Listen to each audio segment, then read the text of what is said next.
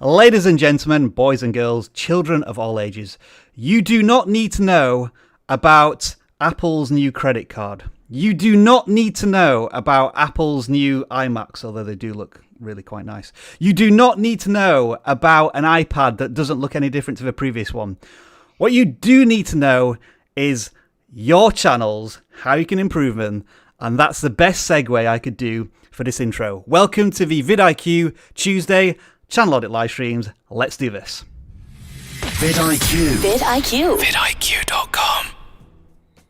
Hello everybody. Welcome back. My name is Rob. Here you are in the vidIQ Academy, University, classroom, whatever you want to call it, for our Tuesday Channel Audit live streams. I am the YouTuber in residence here, and I will be guiding you through the next couple of hours as we welcome your channel submissions. We will take a look at channels of all topics, all sizes, all shapes, all colours, and we will offer our wisdom, our knowledge, and our passion for growing YouTube channels. As always, I could not do this without a gaggle of co-hosts. We do have some new guests this week, but first of all, I will introduce our regular here, looking cool as always. Jeff, welcome into the house. Hey, thanks for having me, man. Appreciate you being here. As always, Jeff, as always. And let us welcome onto the vidIQ stage for his debut appearance. It is Ben Levitt. Ben, how are you doing? Say hello to our awesome vidIQ community. Hello. I'm doing fantastic. I'm super passionate about YouTube, and it's an honor to be on here. I've been watching this stuff for a long time, so I'm excited to be on the other side now. You're one of the people who actually watches us. We do really appreciate that. We'll find out a little bit more about Ben just a little later on, but first of all, we want to welcome all of you onto the vidIQ live stream. So Jeff, I'm going to start out with the shout outs this week, and then if you could join me afterwards, I'm going to say hello to the following people. That include our moderators, as always, Ploppy54 Gaming. How did Ploppy54 get a moderating duties with a name like that? But anyway, hello and thank you for moderating. Michael Shiro. We're also saying hello to Milan Gamer, The Evil Pig, Slothy, Tegs Gone, I think is also there. The chat is going so fast as usual. Callum Turner, MZ the Editor, Morley Games, Age of Empires 2, that is a blast from the past, that game. Alan Mitchell Shorts I also saw there, and finally Fortnite Jin is also in the house. Hello Jeff, you are saying too? That was a bit of a Yoda way of saying things. Saying hello to Bori Piano. We've got 8-Bit Dynamics in the house as well. We've got the Cozy Creeper also coming in and hanging out with us. And who else we got? We got Koi Fish Gaming back again another week. So, hey, shout out to all you guys. Yes, welcome everybody to the live stream. And we may have some guests joining in later. And they'll probably surprise us, as they always do.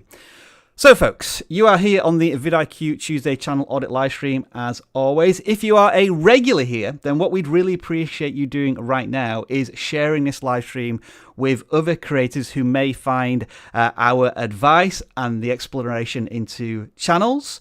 And if you are brand new here, then we have a little 60-second explainer to tell you how all of this works. Check this out right now. We'll be back very soon.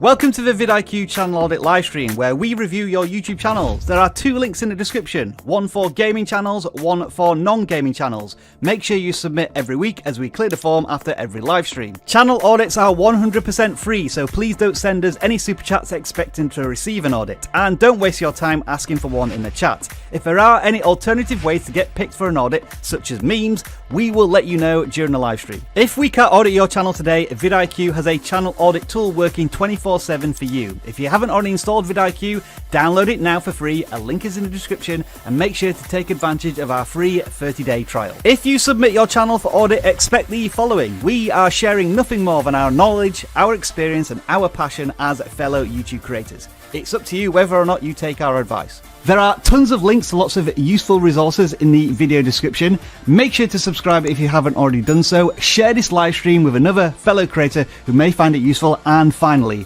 moderators, thank you for everything that you do every single week.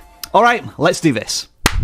The housekeeping, as always, is that we continue to support the COVID-19 Solidarity Response Fund with Super Chats, so any donations go directly to that cause, and we greatly appreciate them. But as we stress, it will not influence who we pick for channel audits, as we don't want to create a financial barrier to what we do every single Tuesday here.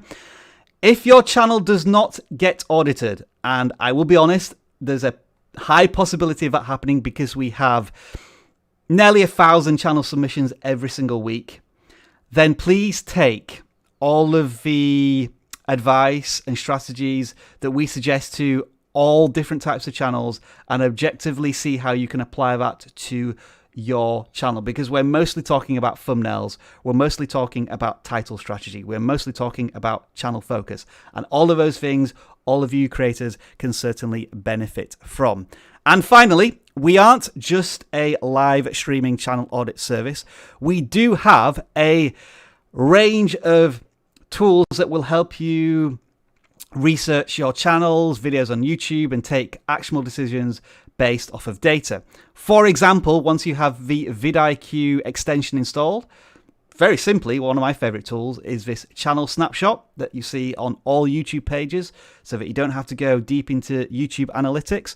We also have the channel audit tool, which is working for you here 24/7, which will give you a very quick breakdown of all of the content that's performing well on your channel. Please ignore all of these red numbers at the top here. That's because Dan's been making videos and our channel's been doing very poorly over the last month, and he's not here to defend himself. So I'm going to rectify that and make sure all of these numbers are green next week. I am joking, of course, but we had a weird situation last week where all of a sudden YouTube started auditing our subscriber numbers, which is why we're significantly down there. But it's just the ups and downs of the YouTube journey. And yeah, this is all the information that we can look at and say, how can we improve our channel based off of, wow, look at that. I didn't even realize that, Jeff. Look at all of the average watch time we get from our live streams. Whew. Crazy, right? That is commitment. But we get all of this information as a snapshot from the VidIQ tools, and that is channel audits. There is a link in the video description if you want to take advantage of our tools and the free 30-day access. And this will help you 24/7 when we are not auditing your channels. But with all of that being said, I think it's now time to start actually auditing some channels. So Jeff, Ben, just to confirm, can you see my screen? Yep. Then everybody on the live stream can also see my screen. So we're going to audit our first channel of the day.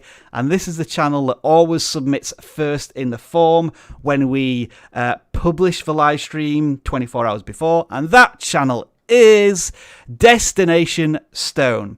Now, I seem to remember that we did a shout out for this channel last week, but we didn't do a full audit. So this is an opportunity for us to take a deeper look at this. And we'll start with Jeff so we can ease Ben into this channel auditing experience. So Jeff, what do we have here on the surface? Well, I mean, on the surface, I was kind of surprised because I was like, wait a minute, we just looked at this channel, but we didn't do an audit. So yeah, you're 100% correct. And it's Destination Stone, but it looks like it says Adventures with Destination Stone. So hunts, hikes, travel, attractions, and fun. So we're doing a lot of and. Do you think they're hunting down predator? I'm just asking a question there. I don't know, but if they are, that would be pretty awesome. That would be a viral channel, wouldn't it? Yeah, it'd be kind of cool. So I'm not 100% sure exactly what it could be that they don't have an exact channel focus. It could be that they're doing a lot of different things, which is totally fine. But one of those things that I normally want to do is really lean into your strengths. You know, if you're throwing up a lot of different kinds of content and you see that something's working better than others, start thinking about, you know, maybe making some more content based on what's being successful so far. Mm-hmm. But yeah, the thumbnails are a bit on the busy side though too. And then I am seeing quite a bit of text popping up on the right side sometimes. So we have to be careful of that timestamp, but yeah. So I'm just looking at the titles here a little bit, and I'm seeing it looks like toy hauls maybe. I mean, the latest one is what it seems to be supporting the channel banner a little bit, and then they've gone and visited a waterfall. But then the previous video is all about a toy hunt and a massive haul, and I guess from a layman, a new visitor to the channel, there's perhaps quite a bit of a disconnect there between travel and, I don't know, toy enthusiasts maybe. Yeah. No, I agree. There's a bit of a disparity there, which is fine because, people have different interests, but finding an audience that is both interested in both of those things leads you to a very small percentage of people that might be into that. Yeah. So yeah, that's just because one of those things that I would start thinking about. I'm not saying not to do this kind of content, but if you see something that's performing better than others, if it's possible, try leaning into that a little bit more. So I guess, Jeff, what you might be wanting me to do here is just look at the most popular content on the channel. Oh, see yeah, if we there are can any outliers here. Like, is it travel? Is it toy hunts in particular that are doing well? And it feels as if, just when I do a quick search for titling there, all of the most popular videos, or generally the most popular videos, do include toy hunt of some kind. So now that kind of pushes my possible target audience into grown-up kids with disposable income, perhaps. Yeah. Like you could buy all of the things you wanted to when you were younger. Yeah, no, I mean that's basically where I'm at. Yeah. So that's how how we are, Rob, and that's especially sort of why with all this watching. Rubbish behind me. Yeah, absolutely. Yeah, exactly. Yeah, exactly. That's how we end up going that way. But yeah, lean into it. Lean into what works. If anything, even if you wanted to take advantage of a large audience base, as people that are just getting into that, maybe rekindling their passion for that stuff, teaching them how to find this kind of thing, or where to look, or even where to start.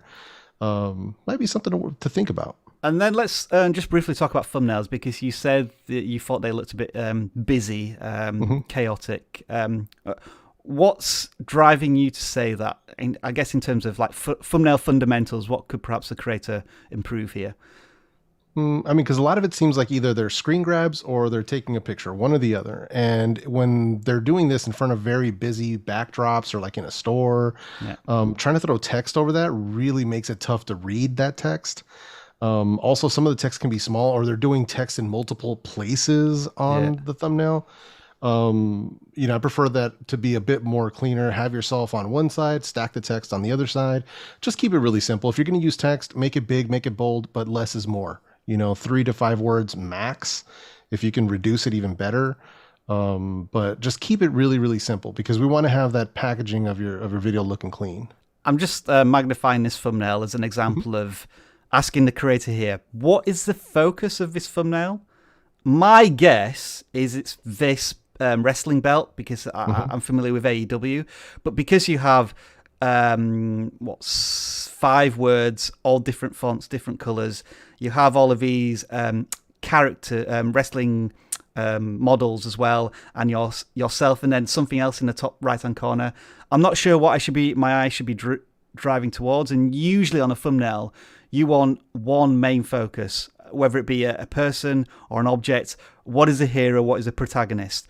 And as you say, Jeff, we could probably apply that to all of these thumbnails, in that there's so much going on, and it doesn't feel as if there's like a dominant color either. There's so many different colors blending into one that my eye's not necessarily drawn to anything specifically. And when you have just a second to catch a viewer's attention and convince them to click, I'm perhaps not getting that either. So don't get me wrong in the sense that you're certainly putting some effort into the thumbnails, but you just haven't quite got the right execution yet in terms of maybe simplifying down.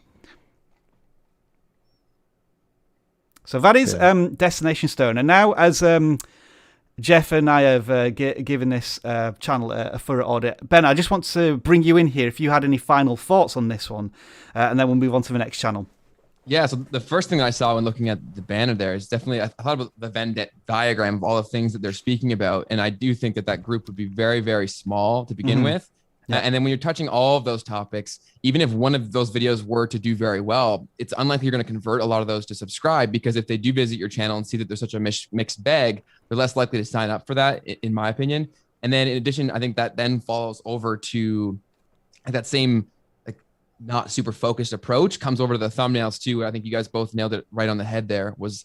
I don't know where to look. And I think that's because of how quick these touch points are with thumbnails. You want to guide their attention, capture it very quickly, and then use it in combination with the title. So I think some clarity of focus there and some more clean and crisp packaging would be very helpful in terms of getting people to actually click and commit to it. All right, then. Thank you there, Ben, for your breaking your channel audit cherry there. I'm going to get you more involved in this next one, but I will help you along with this one because it is a gaming channel, and that does require a certain different mentality when you're looking at the channel. But this is it, our first gaming channel that's submitted this week. They are called Napoleon Raids Coolmaster. They're approaching 500 subscribers.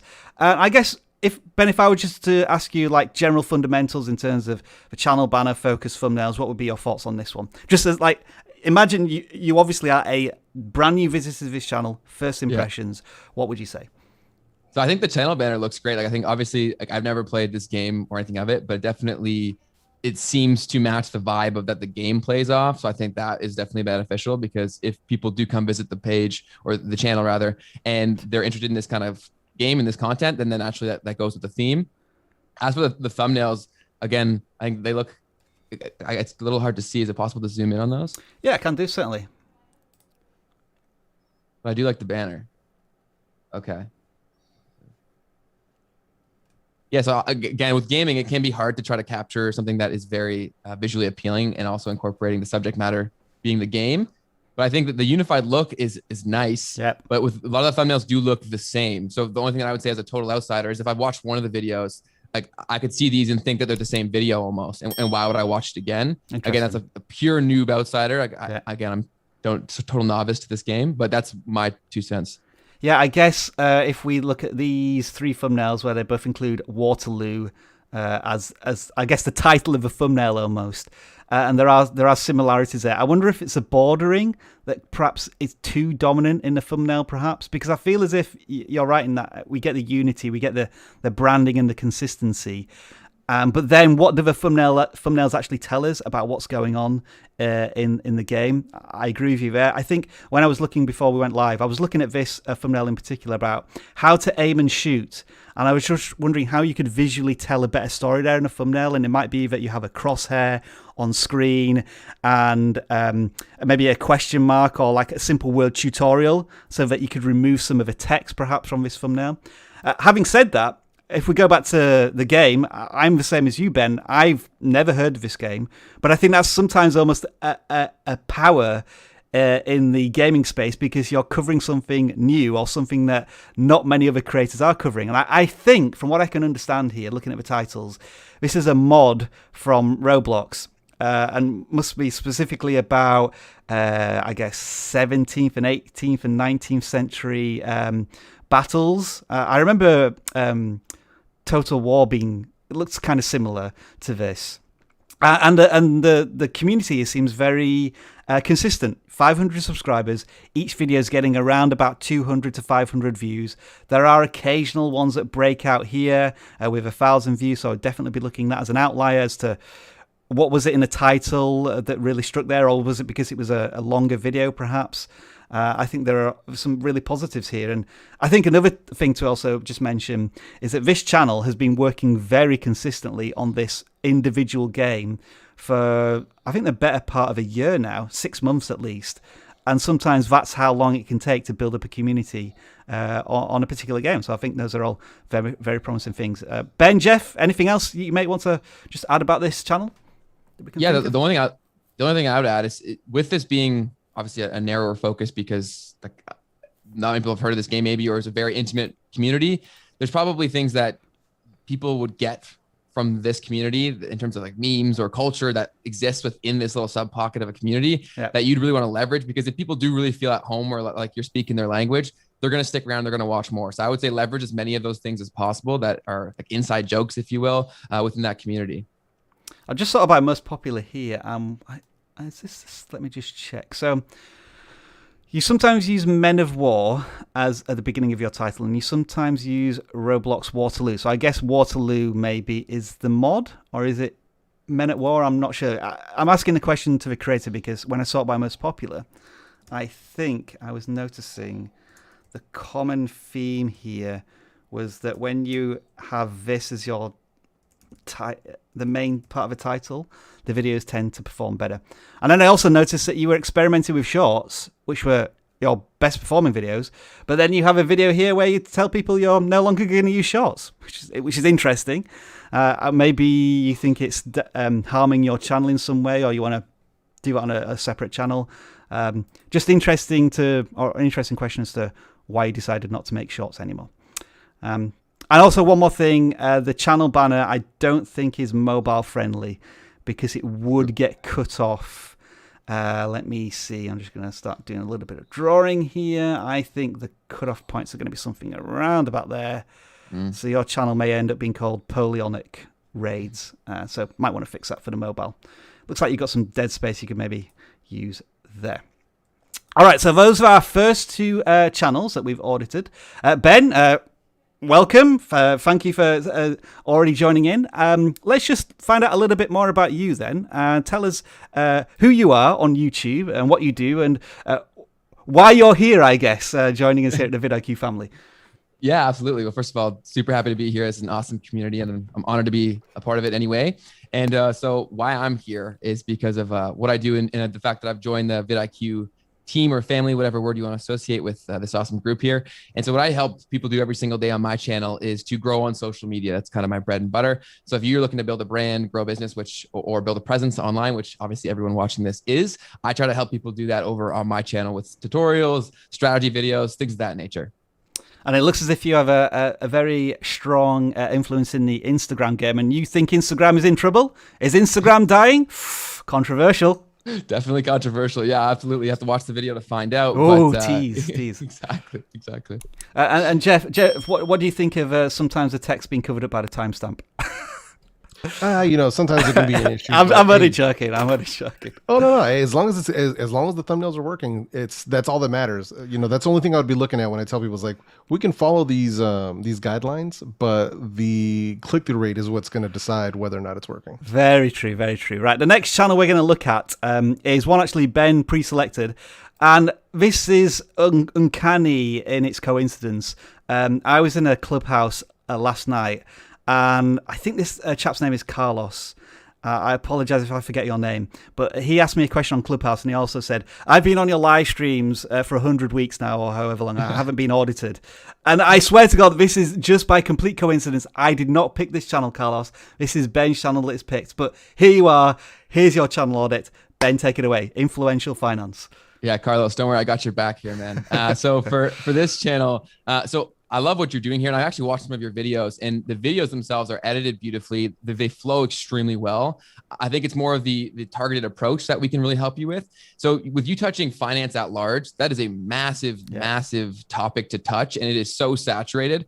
So I've seen people personally that are friends of mine have great success getting very, very niched within the finance or investing community. One name that pops to my mind is Brandon Beavis, which I would recommend looking at his channel. He started out far more broad, and now he's just appealing to new Canadian investors. And that allowed him to reach over 100,000 subscribers. And then because that's such a niche audience that he serves, he also has info products that are very high ticket, which he can also sell to. So he's thinking about growing an audience and also monetizing down the road. So I would try to think of ways that you can narrow your focus down to break through this very contested space, and then also make it very obvious that those that do find you should stick around. Then YouTube can know and have a better idea of who to push your stuff to.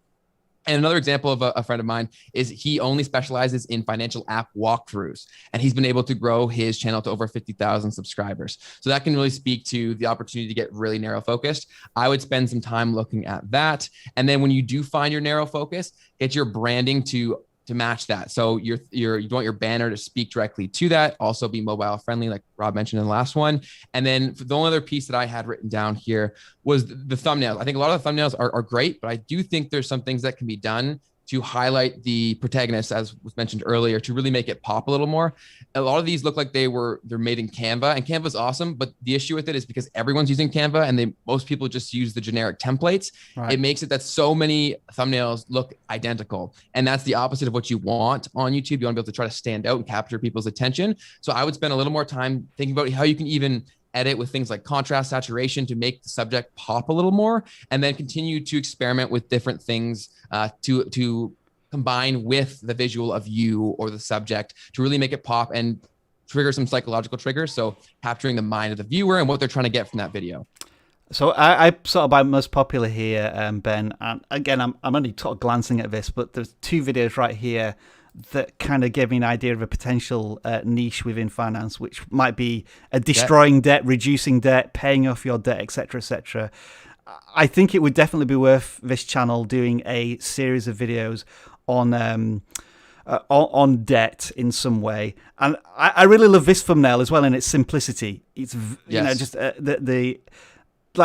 the emotional trigger here of how would you describe that? Kind of like concern, a concerned face, but then the word debt, text used effectively here with just the block road sign. And so I thought that's a really simple thumbnail. I don't think that took any more than 15, 20 minutes to make, but the simplicity of it is what really appeals to me. And so, let's just go to the thumbnails then and see what the most recent ones are. So it looks as if he's got the branding right with this kind of turquoise blue, but you're saying that this perhaps is still a little too familiar or generic, or I think familiar is the right word, but familiar not in the sense where it looks like everything else. Again, so many people, like, you can tell when something's made in Canva, and because it's free, everyone uses it. So you do have to get a little bit creative in how you approach things. Right. But that can also be remedied by the topics that you're discussing. If there's far less people talking about a subject, even if you're using a template like this, you're going to stand out because you're touching subjects that no one else is. But a lot of these videos are competing against thousands, if not millions of other videos that are touching the exact same subject matter. So the best chance you're going to have is to really capture their attention with an awesome thumbnail, which these are way better than the average. Don't get me wrong. Yeah. I just think that they do look like so many things that I've seen before on YouTube. We talk often about the thumbnail evolution when looking at a channel, and you can see they've already made that jump from massive improvement, like a flat background, which can be distracting, into like a plain color background, which helps with the branding. So I assume that this creator is going to be able to take on board your advice and just take their thumbnails to the next level in the 7 months. I think mostly. Let's see if you started punching out more content in the last month. There was a break there between those two videos. And I was just thinking, what's been a big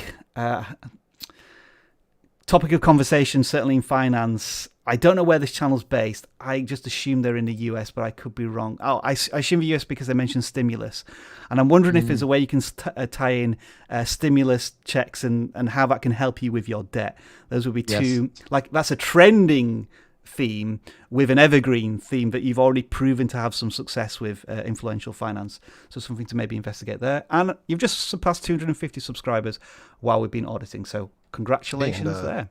Trending today in the financial space would be the updates to the new Apple Card that were just announced at the Apple event.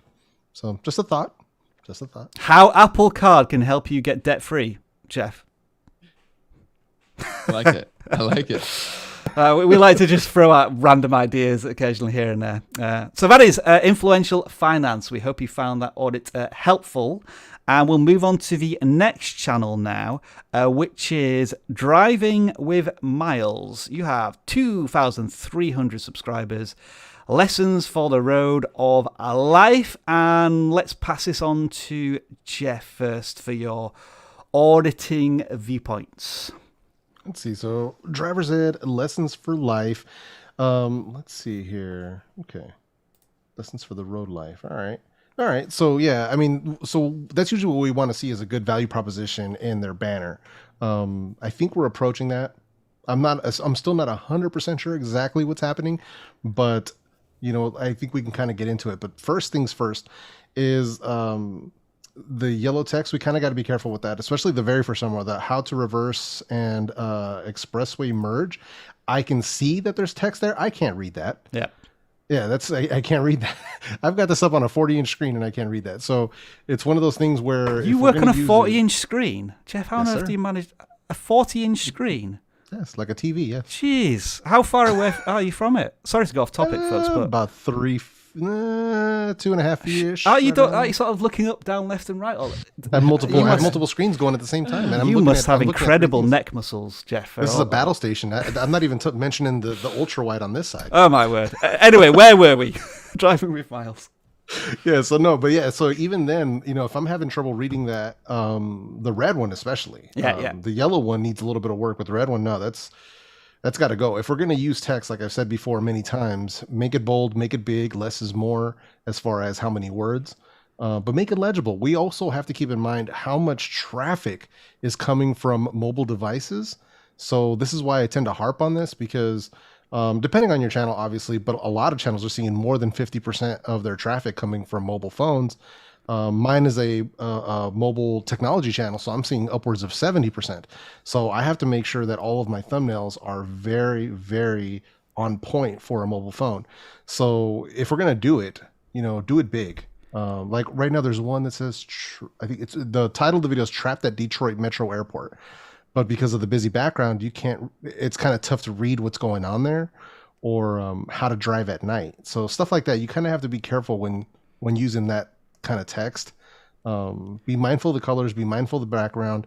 This is why you'll see a lot of people put blocks of like black color or something behind their lettering, so that you can have the letters kind of pop out, so you can really read them easier. But yeah, just be careful with that. Although I like that one where it says good habits, the general driving tips, and just huge letters, good habits. Like, hey, that's that works. It's easy to read. So, but yeah, they just need some work on these thumbnails for sure. Right. I want to see if I can find a good example here of what I want to show you. Have we got a good example? Let's have some red and white text here. Okay. I'm just going to go back up to the top. Right. So for Jeff and Ben, you're still going to be able to see this. So this is just for our audience. What I'm going to do is I'm going to hide the screen for a second. Right. Hopefully this is going to work. So, folks, just imagine you're scrolling through a feed, right? And then you usually give thumbnails maybe 1 or 2 seconds of your attention. So this is what you're going to experience when you see one of Miles driving with Miles as thumbnails as you're scrolling through. And that's it. So my question to you as a viewer is, did you get the context of the thumbnail with just that 1 or 2 seconds that you were looking at the thumbnail? And my assumption is no. I hope that was a useful demonstration there of just how much time a potential viewer is going to spend looking at one of your thumbnails and why it's so important. The other thing I would mention here is what is the hero of a thumbnail in terms of driving? I wanted to look at this one as an example. How to make a 3-point turn. Is it just good enough for you to sit in the car looking at the steering wheel, or does it need to have more visual impact? Because, yeah, I remember I did a search for this because I wanted to see what other channels were doing in this, I guess, driving education space. And all of these, I think certainly 2 of these thumbnails are far more effective. In fact, 3 of them, because we have a top-down drone view of like what a 3-point turn is. We have a car kind of in motion here in the second thumbnail doing the 3-point turn. And then perhaps the best example of this, the 1, 2, 3, visually showing you what you're going to be doing when you watch this thumbnail. So trying to think more about revealing as much information in a thumbnail as possible rather than centering, I think, on you and text that's really hard to see. It's something that you probably want to be looking at on the channel. And then I also thought as well, in terms of the value proposition, and just looking at the About section, you say that you are a certified driving instructor. I think the channel banner needs that for credibility, because you are people need to trust you in what you're teaching. And I think including that in some way in the channel banner would be really beneficial. I just giving you a ton of stuff there, so I'll have a verbal rest. And Ben, if you have noticed anything as well, please do contribute. Yeah, so for the banner, I think that could be clear, because when I read that, so driver's ed, and then the lessons for the road of life, that kind of confuses me a little bit as to exactly what the subject matter is or what I would get from subscribing. So I think some clarity of focus there would be very beneficial. And then you could even include the certified driving instructor in that, as like Rob said, as a social proof. And then for the thumbnails, I think a big thing that is very powerful is understanding how the people who see it, they're only thinking about themselves and the transformation they're trying to get from your content, especially for yours, which is highly educational. They're trying to think about where they are right now and where they're trying to get to. So if you can speak to that in the thumbnail and tell like a little micro story of the transformation that they're going to go through. And I think a perfect example of that was the 1, 2, 3 that we just saw. If you can capture that, it's really going to get people motivated because they want to get to what they think is behind the curtain of that video, and they're going to click. I think I'm going to have to borrow that phrase, Ben, the transformation, trying to tell that story in a thumbnail can be so powerful for earning that click.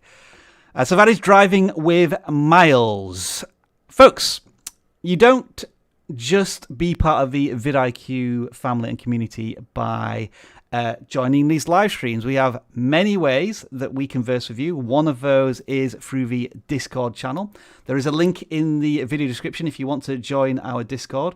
And this is when we are not live streaming. It allows you to talk with both ourselves here at vidIQ and thousands of community members now, where they will offer you suggestions on like thumbnail advice, YouTube updates, all of those sorts of things. And what we want to try and do every single week is pick somebody from that community who is contributing in a very positive and helpful way. And so the channel that we picked this week from the Discord group is TGG. So Ben and Jeff, let's have a look at this one collectively. I believe this might be an Among Us channel, given the channel banner. They've just got over 50 subscribers, so that's the good first milestone. Remember, that is a room full of a lot of people you are talking to with all of your content. The view counts seem fairly consistent for this size of a channel so far. You're into double figures already on every video, which is good to see. And then I start to look at the thumbnails and the titles, and now I'm trying to determine exactly what this channel is telling us about Among Us, and that's where I'm losing a bit of focus here. So I'm just going to look at this and see what I can see. Yeah, Among Us can be tricky because we've seen some amazing channels do good stuff with Among Us. I think our friend, having trouble remember his name, that really played Among Us really well for shorts. Jack Feldman. Yeah. So, he had some pretty interesting looking thumbnails for his stuff.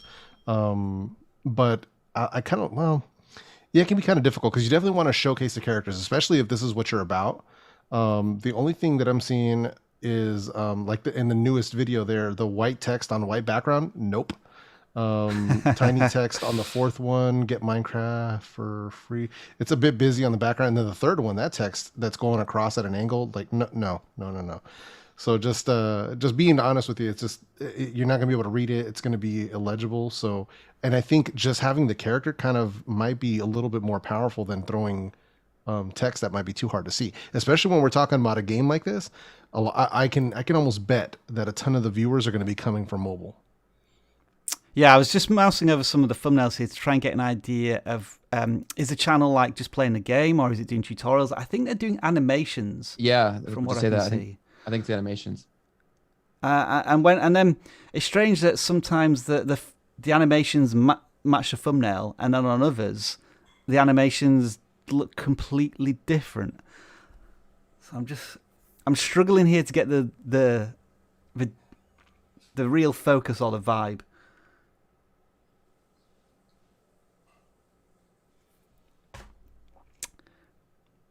It feels to me like it's episodic animation content about Among Us. That's the vibe I'm getting to. I think there's the characters that they're building through these episodes. Yeah, it's interesting. Like they're trying to tell a story or something along those lines, which is kind of interesting too. Although they do have a quickest way to get Minecraft on iOS, so they seem like they do have a little bit of some tutorial type content. Yeah, so it could be just a matter of figuring out exactly what they want to do and which way they want to go with it. So sometimes they do include Among Us in the titles, but not always. I just look at this thumbnail and title as an example of what is this video about? I'm just looking at the thumbnails and the thumbnail and the title. Veteran and player in total sync but reversed. Okay.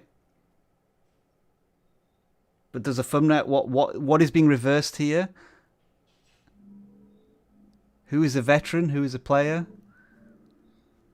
I feel as if I guess one of the reasons why we're struggling to get a grasp on this channel is because it feels like there's almost like moments not clicking when I see these thumbnails and titles.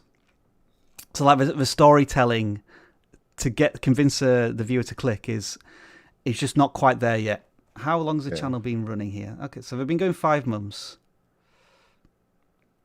And they may make sense if you've seen previous videos. Yeah. But that's a dangerous game to play because the majority of people who are going to be coming across these haven't seen the previous videos. And you have to keep that in mind when creating the thumbnail. Yeah.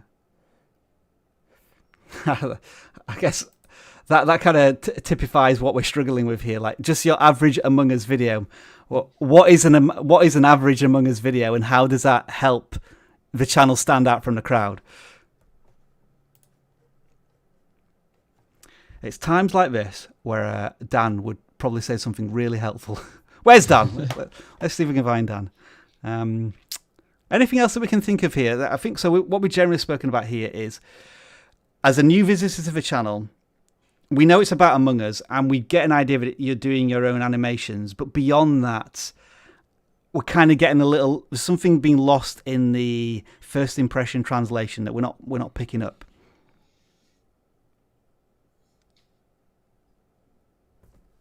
Yeah, I mean, I'm just personally not seeing it because maybe it's because I'm out of it. I'm not playing this game, so I'm not in their world or in on the memes and in the community of this game. Yeah. So that could be what's going on there and why we have that disconnect. Mm-hmm. Yeah, and especially in something like this where it got so popular so quickly and it's a little bit slowed off, for you to still have success now while it's done its peak, you're gonna have to stand out in some capacity. Like for example, I used an Among Us reference in one of my thumbnails, and someone literally commented like, "You're a little late on the Among Us reference." So I guess that speaks to the majority of it. So if you're trying to connect with the audience that's now their core fans because they're still here after the hype, it's got to be something special for sure. Well, speaking of Jake Feldman again, he's transitioned to Minecraft. He used Among Us to explode his channel, but he's successfully now bringing his audience over to Minecraft, which is that universal forever thing on YouTube. I think he's made a good move there. So maybe this channel does maybe want to, I'm not saying pivot to Minecraft, but think about what might be the exit strategy here with future animations if your Among Us content never really takes off. So that is TGEG. We hope that you've found some use there in our audit. We'll move on to the next channel. I think this was another pre-selected one by Ben, and I'm going to try and get the pronunciation of this channel right. Shiev. That's how I'm pronouncing it. I hope I'm correct. Ben, what do you see in this one? So right off the bat, I like the overall look of the banner, but the text is incredibly hard to read. So I think making that far more clear, there could probably be even a more aesthetic photo that would allow you to speak to the audience a little more. Mm-hmm. I think that'd be beneficial. And then if this is about you, I think the profile picture should be highlighting that. So expressing more about you, allowing people to connect with the chef behind the videos, or make it food branded centric. I think one of the two things to really speak to people what it's about.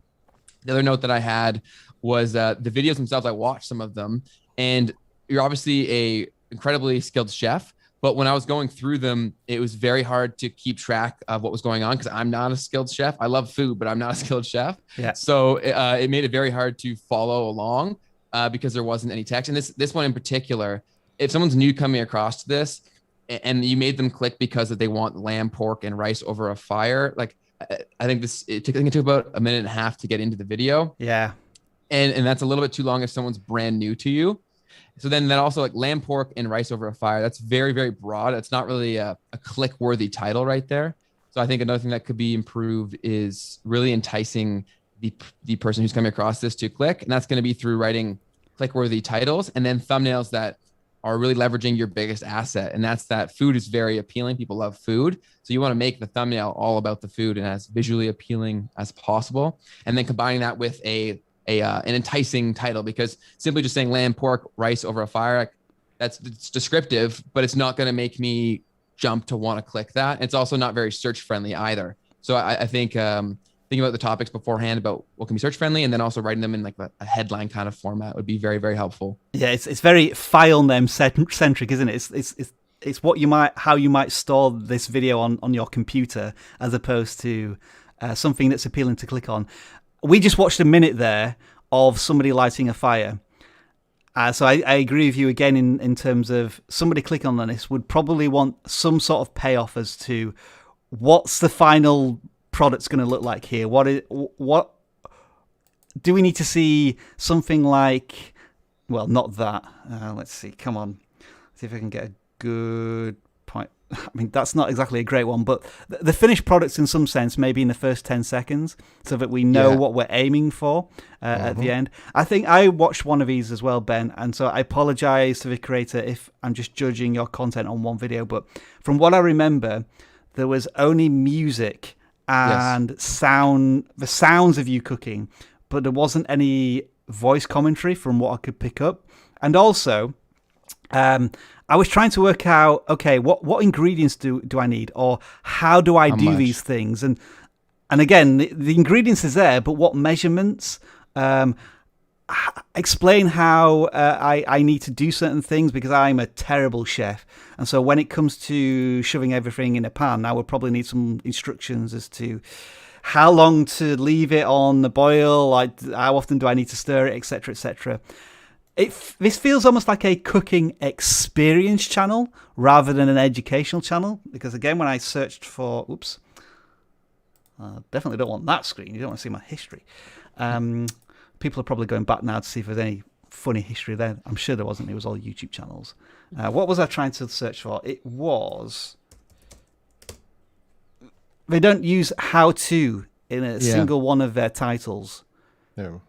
And a few other notes that I had too, in addition to the titles that are going to be a little more search friendly, was exactly what you said, Rob, about teasing the end destination or how they're going to get there in the beginning. And also, even if people love recipe channels, they stick around for the chef. So incorporating yourself a little more into the videos is definitely going to help you out. And if this is meant to be educational, it's far easier to educate when you're attached to it. So then you can actually walk us through the process, because obviously the food is beautiful and it looks delicious.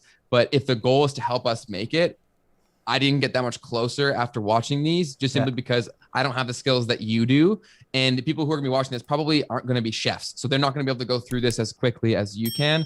So speaking to that's going to be very, very important. And then another piece from a growth perspective is to try to ride any sort of trending recipes. So if there's something that really is an ingredient that really pops off, or some sort of trending recipe that becomes very, very popular, if the earlier that you can make that video, the more you're going to benefit from it. And then also being early on seasonal trends too. So if you know that a certain time of year, people are really going to make this similar kind of recipe, you can make that a bit before. That'll also help you out a ton. But I think the clarity of focus, what you want this channel to be, and then making it a little bit more about that person, helping them make food if that's the goal, or just continuing to go off of the experience if that's what it's about. Now, regulars here will know that what we often do when we look at cooking channels, the first thing we critique are the thumbnails, because they're usually not up to scratch. But I think in this occasion, the one thing that this channel has nailed on pretty much straight away are the thumbnails. They look fantastic. I think we'll all agree, right? Yeah. I have some notes for that, though. Oh, go ahead, Jeff. Go ahead. Well, some of them, the latest ones where they're showing the fire in the thumbnail, I don't think that's necessary. For the food, if anything, if that's going to be the hero of the shot, I would pull in a little bit closer and really get tighter on the food, bump up that saturation to really make it pop. Right. Some of the older ones were already doing this. So it's in the newer ones where it's like they're more desaturated, they're further away from the food to capture the fire in the background. It's to me, honestly, it's not really necessary. I get that maybe because of the recipe and they're trying to show it over a fire. I get that, but let that happen in the video. Mm-hmm. Interesting. I had almost the same notes. I think it's all about the food, and the more that you can make that the focal point, the more that'll benefit you. Because once you get the titles down point and you're getting in front of the right people that way, really all you're trying to do is make them hungry, and you'll do that by focusing on the food and helping them see that you can help them to make that. Yep. Now, this channel, I think, has been going for about a year, and unless YouTube is giving me the wrong details here, the most viewed video has less than 50 views. So I think that's an indication that something isn't triggering YouTube to share your content right now. My guess is likely that the audience duration or the average view duration is very poor, perhaps because of the intros, which are just too long. And then maybe people get frustrated 2 or 3 minutes into it when they're not hearing the chef talk, or they're not getting any like instructions of text on screen, and then they abandon. I could be wrong here, but that was my guess from just watching a couple of other videos. So yeah, maybe get into the analytics and see where the audience duration is for your content, because each video is about 10 minutes long, which again, it's I think on the longer side for cooking channels. Usually people just want to know how to cook something as quickly as possible. But I appreciate that this channel has more of a stylistic approach where I feel as if there is an experience to be had, but there's just not enough of a hook, I think, in the content itself. Yeah, hook is crucial. And even then, we were talking about this years ago. And, recently YouTube started giving us that metric in audience retention, the intro and, the key points and stuff. So they're highlighting it for us to make it easier for us to see what we need to work on. And, if those intros aren't up to snuff, if you're not holding people's attention for the first 30 or 60 seconds, you're definitely doing yourself a disservice, because the content looks really good. So we're thinking here, Jeff, it's engagement, isn't it? We're looking at these metrics right here. Unfortunately, YouTube doesn't separate live streams, which is really frustrating, because all of our channel audits are in the high 90s. But we're looking at the video on demand, and this is something I'm desperately working to improve right now. I want to try and get this above 70% on most of our videos. What's yours generally, Jeff, just out of interest? The first 30 seconds? Yeah. It used to be, before I started paying attention to it, it used to be somewhere in the 30s or 40s. Ever since I really started, ever since I really started paying attention to the way that I restructured the way that I do my videos after really paying attention to this. Right. Usually now I'm hovering in between 60 to 80%. Yeah. Wow. Excellent. Well done. So it's very, very. I spend a lot of time on that first 60-second portion of my video. Yeah. So this is what we're looking at here, folks, in the analytics, engagement, key moments for the audience, and then this first 30 seconds, it'll even tell you if it's typical, under, and so on and so forth. Well, Jeff, I'm going to have a conversation with you after this live stream to find out how I can get mine to a similar number, because I'm now really, really jealous. Next channel we are going to look at, I'm just trying to look at the top of my screen. We're going on to Twitter. So every single week, Dan H posts a tweet, and the best response that we get, we will audit your channel. So the question this week was the most interesting thing that's happened to you because of YouTube. And we actually got quite a few inspirational responses here. These are some of the examples. The VRGistic said that they got a new life because of YouTube, gained self-confidence from it, which is always awesome to hear from creators, using YouTube to enhance not only their creativity, but all parts of their life. There was no one here who learned to become more patient and kinder to themselves and grow creatively with their video presentation. And this one here, where they found a new meaning of life and a passion from YouTube. But we're going to be honest here. We always go for the more comical responses. And so this one from Morley, who said, getting recognized as the guy from YouTube at the start of a 1v1 competitive match and then being beaten by his own strategy from one of his strategy guide videos. So yeah, hopefully that's awesome. That's going to happen from our channel audits here. I'm hoping that Carlos, the financial channel, will have 1 million subscribers by this time next year and be bigger than us. But Morley Games was the best or the most entertaining tweet that we had. So we're going to audit their channel right now. And yeah, wow. Okay, so this is the Age of Empires 2 game. Jeff, Ben, have either of you played Age of Empires 2? Hell yeah. Yeah. So can you remember some of the sound effects from it? Because I played this like 10, 15 years ago. So I'm remembering well, that was when one of your units got attacked. Right. And then when you would send a villager to chop some wood, they would say something like Mindatu. Yeah, and it changed based on which civilization you chose. Yeah. So they spoke a different language. Yeah, I love that game. They have number 4 is coming out here pretty soon. Reminiscing there. So Age of Empires 2. This is an interesting one in that the channel is specifically targeting a game from decades ago at this point. So you're thinking, where's the audience for this? And there must clearly be an audience because the channel's nearly got 3,000 subscribers and each of the videos is getting, I'd say, in the region of 500 to 1,000 views, which is excellent. I guess this could be one of those games which has become popular again or has had a resurgence because, I mean, we've spoken about this a little bit before. When a game becomes free or available on Xbox Game Pass or on a PlayStation Network, a lot more gamers suddenly have access to something, and it can mean that it's more popular. But I think this channel has a passion for the game, and they wanted to share it, which is great to see. How long have they been doing this? Go ahead. They just said in the chat that it was re-released in 2019 and is becoming bigger in the esport community. Ah, right. Okay. Nice. Interesting. This is a good one to look at in terms of thumbnail evolution. They were just using freeze frames from the game 3 years ago. Then they started to add other games too. Did you notice that there was some Planet Zoo in there? So it's not 100% focused, but it looks like it's like 99% focused. This was years ago, though. Okay. So then they started to put in a bit of text, and they were thinking more about not just freeze frames from the game, but adding characters. I think the evolution is continuing, and it feels as if the thumbnails are getting a little simpler, so they're easier to decode. Like certainly these last few, these are really good thumbnails compared to what you had before. And so this is a good example for any gaming channel is wanting to see how you develop a channel on a particular game. This is what you want to be looking at. Also, look at the strength of his listicles. The top 5 civs versus, and then my top 5 mods. Look at the strength of that top 5 power. Yeah. So that's something that if I was Morley Games here, I'd start kind of thinking about that. Maybe there's some things you can kind of iterate around that possibility because I've had great luck with top 5s. I know a lot of channels have had a lot of good luck. There's whole channels strictly dedicated to that stuff.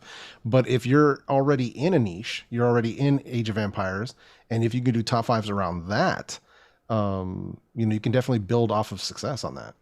I mean, just looking at this channel, already this feels like the only resource I would need for Age of Empires 2 on YouTube. I don't necessarily feel as if I would need to go to another channel just because of the strength of the content. And as you say, Jeff, I think 3 things we suggest channels try before they hit 1,000 subscribers are how-to content, just general education content, even if you're not going to do it all of the time. These versus ones, because it means that you can combine 2 keywords, so you can use your root keyword, in this case Age of Empires 2, and then compare it against something else or the civilizations within Age of Empires 2. And then absolutely listicles, because that always generates conversation, whatever it is, whatever topic you're talking about. Yep, 100%, man. And it's something you can definitely use to your advantage. I know for me, like low-hanging fruit on my channel will be because I do products and I'm always talking about products. And usually what I'll find is like my top 5 search terms. VidIQ's channel audit will show you your top search terms. If you look in there, like in my channel, it'll show me 5 different products usually. So I'll take the top 2, make a versus video. Take the second 2, make another versus video. And it's easy content for me to make. And not only will it drive views, but because I've already got full videos on each of those products, I can also say, hey, if you want to know more information or more in depth about either of these videos, check out either of them in the description, or I'll put them up on end screens. So I'm also driving more people to watch more of my content, which helps me show up in people's homepages and stuff. So just sorting by most popular here to see if there's anything in particular that's power for this channel. And I noticed that whenever you do rush strategies, to briefly explain what that is, I think in certain real-time strategy games like this, you can build a certain number of a particular unit and then try and rush the opposition before they have time to prepare their own defenses. And this seems like a very popular topic for this channel. So in particular, Archer Rush, for some reason. You seem to be like the go-to channel for how to do an Archer Rush on Age of Empires 2. I mean, how specific that is that? But at the same time, look at how many views the channel is getting from these certain videos. Very encouraged by this one. I think it's just a good evolution. I mean, what can we suggest to this channel just going forward? Where next should they go? Yeah, you both took the words out of my mouth. Everything I was going to say, like the comparison videos, list videos are huge. I'm sure they're already involved in Reddit communities about the game, but Yeah. people typically say what's hot or what they're looking for. So I think being an active member of those big threads there and just creating content that kind of matches that, or if there's any other blogs out there too, they're a great resource for more ideas of what people are looking for. But I think you're on the right track. It's just about becoming the dominant force for anyone who's playing this game, which it seems like you're well on your way in doing. Also, I think this is a great opportunity for the future development of the channel, in that you have a new version of the game coming out, and if you keep fans updated with that, I think communities are always into updates and news, and you just happen to have a new version of the game coming out, which is absolutely perfect. Yeah. I mean, are they using the community tab? They are using the community tab as well, which is great to see. So I think pretty much everything on point with this channel. Jeff, I would like to do a co-op game of Age of Empires 2 with you after this as well, if you please. We can give it a try. I actually don't have it on this computer, but it's something that I might have to think about downloading. Might have to do it. It's been a while. It's been a long while. All right. What we haven't done for a couple of weeks, I think, are memes of the week. And this is where we allow you to have some creative license with ourselves and some funny images. And the way you do that is you send us a tweet called #ChannelAudits. You can see some previous versions here with Dan playing VR and Savage in there. But Jeff, you and I are going to do it this week. So what I wanted to do, just bear me 1 second.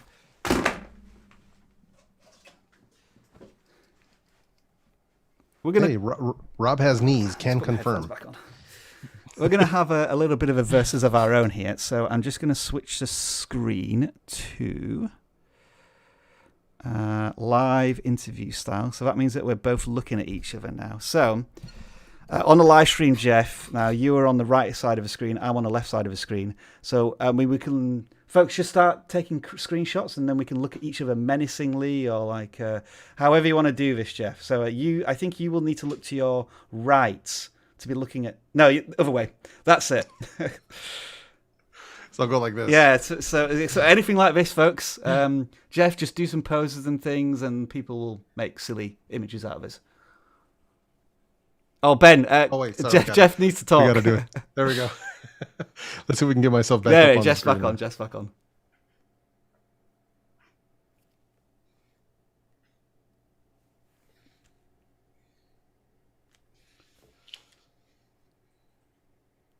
Oh, he's showing his. Oh, hang on. He's showing his eyes. Eye reveal. Eye reveal. All right, then. That'll do. Ben, at this point, you're probably wondering what have I just stepped into. You'll find out in about half an hour.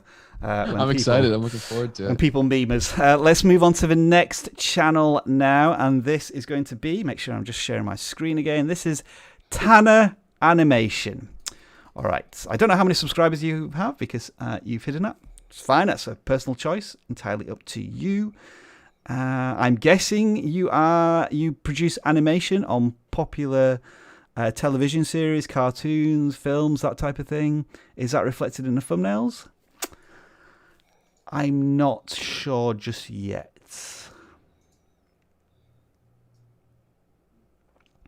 So when there's usually silence, it means that we're all looking intently at the channel, and we're trying to figure out what the channel's about, which means that it's not giving that instinctive aha moment.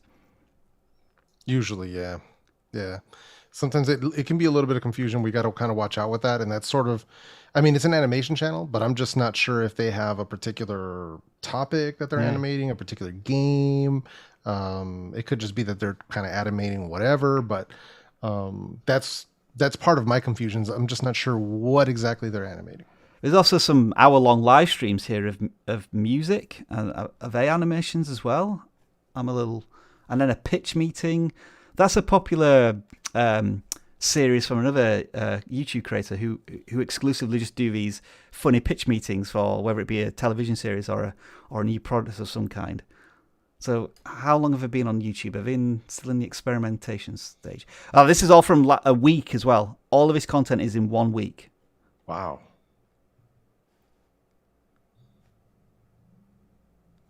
So I'm just mousing over here.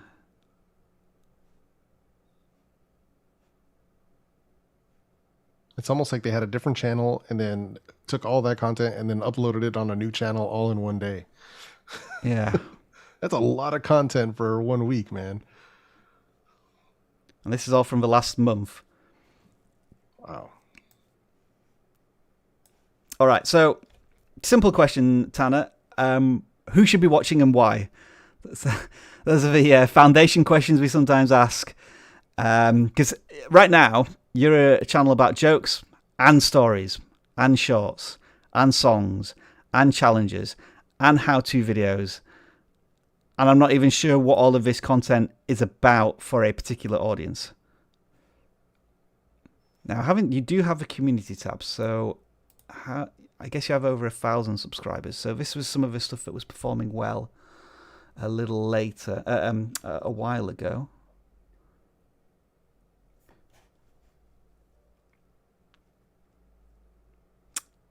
It does feel as if it's one of these channels where we'd need to perhaps maybe watch a video to understand more about the channel itself. Yeah, it could be. This is very interesting though too. The hidden sub count always throws me off as well. But yeah, this is kind of weird because I'm really not sure exactly what's going on. Looks like jokes, and looks like he said something in the chat about having done 100 video challenge. I'm not sure what that is, but sounds difficult. So Yeah, I'm just struggling with like this, what the tone of the videos are. It seems like a lot of them are jokes, but like who are they targeted at? I'm not totally sure. Yeah, sometimes we call these channels dank meme channels, Ben, when we don't really get them, and that might be our fault because it's just we're just not into that that subculture of whatever it is. I mean, we often get this with gacha channels as well, where for us it's just impenetrable a topic. But I still think at the same time this channel is just making whatever they feel they want to make, and not necessarily thinking about what their audience who have pressed the red subscribe button want to see next. Yeah, I think that's true in the when you clicked about as well. It said like having fun making videos, and then about like 10 different subjects. So naturally, it's gonna be hard to attract a large audience when you're not even sure who you're trying to reach out to. I have spotted something here. When they have joke animations, so that's included in the title, it looks as if there is a lot more of a solid audience. You know, we're getting hundreds of views per video. But then when you venture into these other videos, especially the music animation Nintendo ones, and they are live streams as well, I think, on some occasions, there seems to be no interest at all. So these animation jokes do seem to be where you built up a foundation on your channel. And I think spending a little bit more time, and some of them are shorts as well, I think. So making sure that you continue to create that content on a regular basis, and then experiment a little bit. But yeah, I keep seeing like Super Mario music. Why is this on your channel? He says the music is to gather up watch hours, according to him in the chat.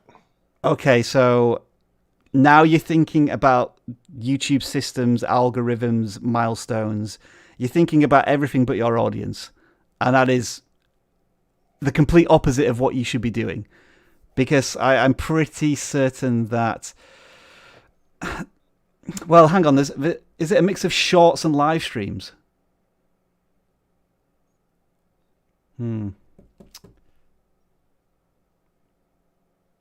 right, let's think of some general tips to suggest for this channel.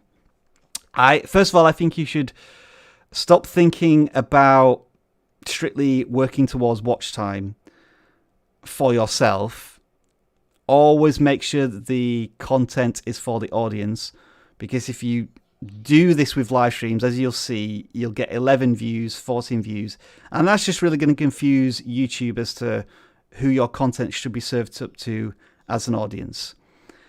I think the joke animation ones are the better performing ones. Yes, it looks as if they may be shorts and you may not be earning any watch time right now, but I don't think that should be the real focus, because even if you do monetize your channel, you're not really generating enough regular traffic to start to earn a significant amount of ad revenue from it. That would be my suggestion, kind of a mindset on the audience. Ben, Jeff, anything else you can suggest? I would agree with that completely. I think the more you focus on your audience, the faster you'll reach those targets without even thinking about them. So by obsessing about them, you're actually getting farther away because you're alienating the audience that you have and limiting yourself from acquiring a larger one. Yeah, 100%. Yeah, that's the thing that we have to remember. And it's advice for everybody who's in the chat, is to remember that this isn't, if you're trying to grow the channel, if you're trying to build it into something, if you're trying to grow a community, just always keep in mind the viewer's experience. And it has to be about them. You have to make sure that the viewer is first on your mind, and how can you serve them better? And trying to figure out that person, that one person, that specific person that you're going after will let you reach many more people than trying to throw out a bunch of different content or trying to farm watch hours or whatever it might be. Because you're doing your audience a disservice. Like Ben said, you could be pushing them away instead of bringing them closer, which is really the goal at the end of the day. So I think generally this channel speaks to creator mindset. Always trying to put your audience first and serving them. I mean, it feels like very much a complete contrast to this channel, where the creator knows exactly who their audience is and they're serving them up really valuable content with every single video that they make. This channel, they occasionally get that right with these joke animations, but then we see these live streams, which, as you say, I think that's a great term, Jeff. They're just trying to farm for numbers rather than getting valuable data for their channel and their audience. Right. And there's nothing wrong with streaming. Nothing at all. If you want to stream and do a show and make it about community, then please do. Choose a day, choose a time, let your audience know when to show up. This is what I've done. And, but it's because it's about them. For me, those live streams are to spend time with them, answer questions, and let them get a deeper look, to form that friendship. But if I'm not doing it for hours, I never did it for hours. It's more just to spend time with them. But you can build a community that way. So use that tool, but use it kind of for the correct reason is what I mean. For the most part, live streams are almost always for the existing community. In my experience, we don't necessarily do these live streams to try and attract a new audience. We're here for the existing vidIQ audience. Although we do have new visitors every single week. This live stream is essentially all about you. I mean, with the exception of Jeff talking about his 40-inch widescreen and me wanting to play him at Age of Empires 2, we're here to serve you and give you advice about your channels. And so that's how all videos, not just live streams, should be. Let's move on, I think. We're going to look at a channel next, which is A.T. Andre Thomas, I think. I hope I've pronounced your channel name correctly. And so what do we got here? New videos every day. I'm guessing it's an animation channel due to the channel banner, which has those pencil drawings in the background, which are quite effective to give me an immediate idea of the channel. And then the thumbnails seem to support that.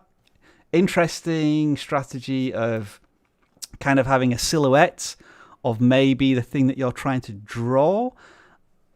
But I guess there's a potentially a little bit of a disconnect here in that I'm not seeing the actual action of somebody drawing, like, with a hand holding a pencil or a mouse pointer coloring in something. So I'm going to maybe have to mouse over it here. Okay, so I think it is just a hand drawing that's going on here. What do we think, chaps? Just going to scroll up and down the thumbnails a little bit. Yeah, I was thinking the same thing of if you had the actual visual potentially, like maybe even capturing the same silhouette approach, but making it very clear that it's being drawn. And that's kind of like covering over what they can see if they click the video. I think that could be effective and pretty easy to do as well. I always feel as if thumbnails of somebody drawing something, I think that the visualization here of the different pencils and just crucially, this is like, I call it static motion, where you're showing something in action with a static image. And this just helps so much. We see it as well with fitness thumbnails, and that how do you show motion in a static screen? Oh, another really good one there. That I think is absolutely perfect in terms of showing you what's happening in a thumbnail. And another way you could do this maybe with a speed drawing is that it's half colored in, or it's not a complete picture, which is where I think you kind of got the idea with the silhouettes there. Yeah, that's where thumbnail research definitely comes in based on your niche, or even down to a keyword sometimes, where you can see some minor differences there. But looking at what people are doing in your space successfully, that's getting them clicks. And if you see 2 or 3 channels in your space and they have kind of a similar thing going on, maybe not exactly the same, but you can see some underlying themes, then you want to start looking at that strategy and see how you can sort of apply that to yourself. Because if it's getting them clicks, and this is what the art viewing audience responds to thumbnail wise, then you might want to start thinking about applying that to yourself. What do you think about the consistency in the branding here, with the channel logo in the bottom left hand corner and then the text? Do you think that's necessary, or does it turn the thumbnails into a bit too much thumbnail wallpaper, I sometimes call this, where they're all maybe a little bit too similar? That was my personal thought, but I just wondered what you two thought. Yeah, I personally don't think that that's necessary. Again, because we're trying to attract a new audience oftentimes, and that logo won't mean anything to a new viewer, really. And then I think it's just wasted space for what that could be used for something that could capture their eye. And maybe it allows you to paint a little more of a vivid picture. So yeah, I personally, when I started on YouTube, I had a lot of those things where it was like my logo, and even with my intro, it was very branded. And then I quickly realized that no one really cares about that. They're there for why they're there, and that's the content. Yeah. So I think focusing on that's really, really key. This is interesting. As I've sorted by most popular, they've sometimes had a slightly different thumbnail design where I think they're showing the final drawing. And I think the audience has certainly reacted very well in their most popular videos, and then a couple more down here. So I'm wondering if that's maybe a tactic to return to test. Oh, for sure. Especially, based on success, it's definitely something to think about. And I guess the next question would be, because I'm not familiar with any of these characters that you're drawing, are these characters part of a particular series that has more characters in it? So you could draw the entire range of characters from a particular cartoon or animation. I don't know if there's, I may be wrong here. I don't know if there's a disconnect between, I guess the question is this character, are these two characters connected? And I think the answer is yes, because they're Pop and Cub. All right, so he is drawing, I think, series of characters from the same animation, which I would recommend. The final thing I wanted to show you here, actually, is I'm just going to play one of these videos, and I want you two to give me your thoughts on the intro. I will mute it, just for copyright reasons. And hopefully my internet works. Or we're going to be watching a buffering logo for the next hour. Go on, internet.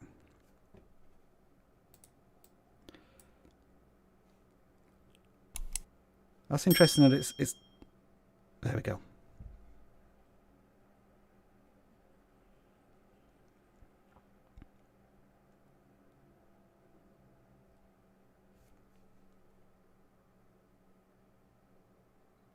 All right, I'm going to stop it there. What did you think to that intro? 15 seconds-ish? Yeah. Too long. I think all of the videos start with that intro. That's a lot that you have to overcome for people to get through, especially something that's so visual like this. You're just delaying that gratification, and you haven't captured them in enough. I think you should be faster into it. I've actually, I took out my intro completely. I used to have an intro in all my videos, and I now no longer have them at all, just because I found that on the retention trap, I was just losing people. Yeah, I noticed that when I was watching your videos, Ben. I thought I did do an intro there.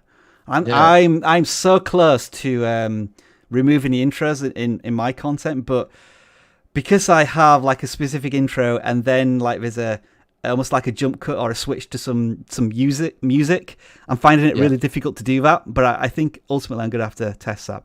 I've just jumped to like 3 minutes into the video. I'm wondering if maybe you could start your intro with like almost this section where you've almost completed it, or you zoom right in so that the viewer can only see that you're colouring in one of the eyes. They can't see the whole picture, but at least they're getting teased of what's going to be in the video, rather than this. I'm pretty sure I watched 2 or 3 videos, and this intro was on all of them.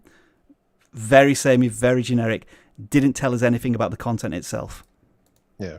Yeah, and branding, I mean, that's something we get caught up in. Just like Ben, same thing. I had it very branded. I got rid of it because it was doing me a disservice. It was doing my content a disservice. And something like this, I think Rob is onto the right thing. Show them. Basically, you want to satisfy that click within the first 30 seconds. You want to reinforce why they clicked on it. So you want to show them for a drawing. I would show them, like what Rob was saying, either show your hand in action and maybe you're almost done with it. Or some people will show the finished product, but you want to give them a quick payoff and then straight into you getting started on the drawing. But that's your chance. That first 15 seconds, that first 30 seconds, that is your chance to get somebody to stay. And you have to make that count. We've already seen it in the analytics. Have I still got them up here? Yeah, I have. You can't get this 30% of the audience back once they've gone. Yep. And that's it. You may have spent 10 hours making a video, and if they all abandon it in the first, if more than a third abandon in the first 30 seconds, then there's so much, I guess, wasted time and effort from yourself, which is why intros are so important. And I'm certainly focusing on them. All right, well, I've clicked on another tab by accident, but what we do here now is we just shout out some channels. These are people who submitted. We're not necessarily doing a channel audit right now, but it doesn't discount them from being selected for a channel audit when we go to our random picks. So I'm just going to shout out an indie master here. Go where no gamer has gone. And you are doing content which I think is on a particular game called Craftopia. It's not a game that I'm familiar with. So yeah, I think you are certainly touching on a game with an untapped audience perhaps on YouTube. You're experimenting with shorts and having some success there, which is great to see. But I can also see a bit of game jumping here as well, because I'm not sure what Marquette. Sorry if I pronounced that game wrong. So, yeah, which game? I think Craftopia seems to be your main game of choice. So maybe focus on that for a couple of weeks there. But that's a very brief shout out to an indie master. Jeff, you are going to shout out. All right. So we got Norwalk Community College TV. Interesting. So as far as I can tell, we don't have a channel banner, but it is what it is. They do not know. Might want to get some of that going on your channel at some point, but shout out to you, 110 subscribers. Not sure how long they've been going, but this is something that definitely they need to kind of start working on these thumbnails and getting some strategy together. So you know what this looks like? It looks like film footage from the 1990s. Yeah, which has been just I guess maybe previous students' testimonials and things like that from the college. I'm just guessing. Yeah, that's so interesting. Yeah, because some of it has that look, has that VHS-y kind of look to it. So, yeah, that's so interesting. I'm hoping that's not just a filter on a screen grab, but yeah, this is quite interesting. Oh wait, hold on. What is that? No. So is this like a television production college in some way? I wonder. Maybe it's the community college's TV station, or maybe it was like what they used to call that when they would have like a public access television. Yeah. Something along those lines. Maybe it's something along those lines. But yeah, so shout out to them. But yeah, we definitely got to start getting those thumbnails together. Give us something. Give us a reason to click. And I think they've just rejoined YouTube in the last month after a long break. A value proposition. Why should we be here? Because from what I think this channel is about are students who are just uploading their projects to YouTube.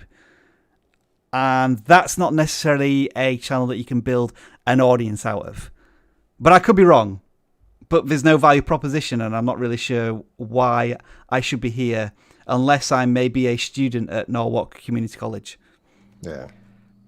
All right, Ben, hopefully you got a gist of these shout-outs. So do you want to try and shout out this channel if you can? Yeah, for sure. So we're shouting out WEQ or WIC. I'm not totally sure. I hope one of those two is correct. And it looks like it's a gaming channel of some sort.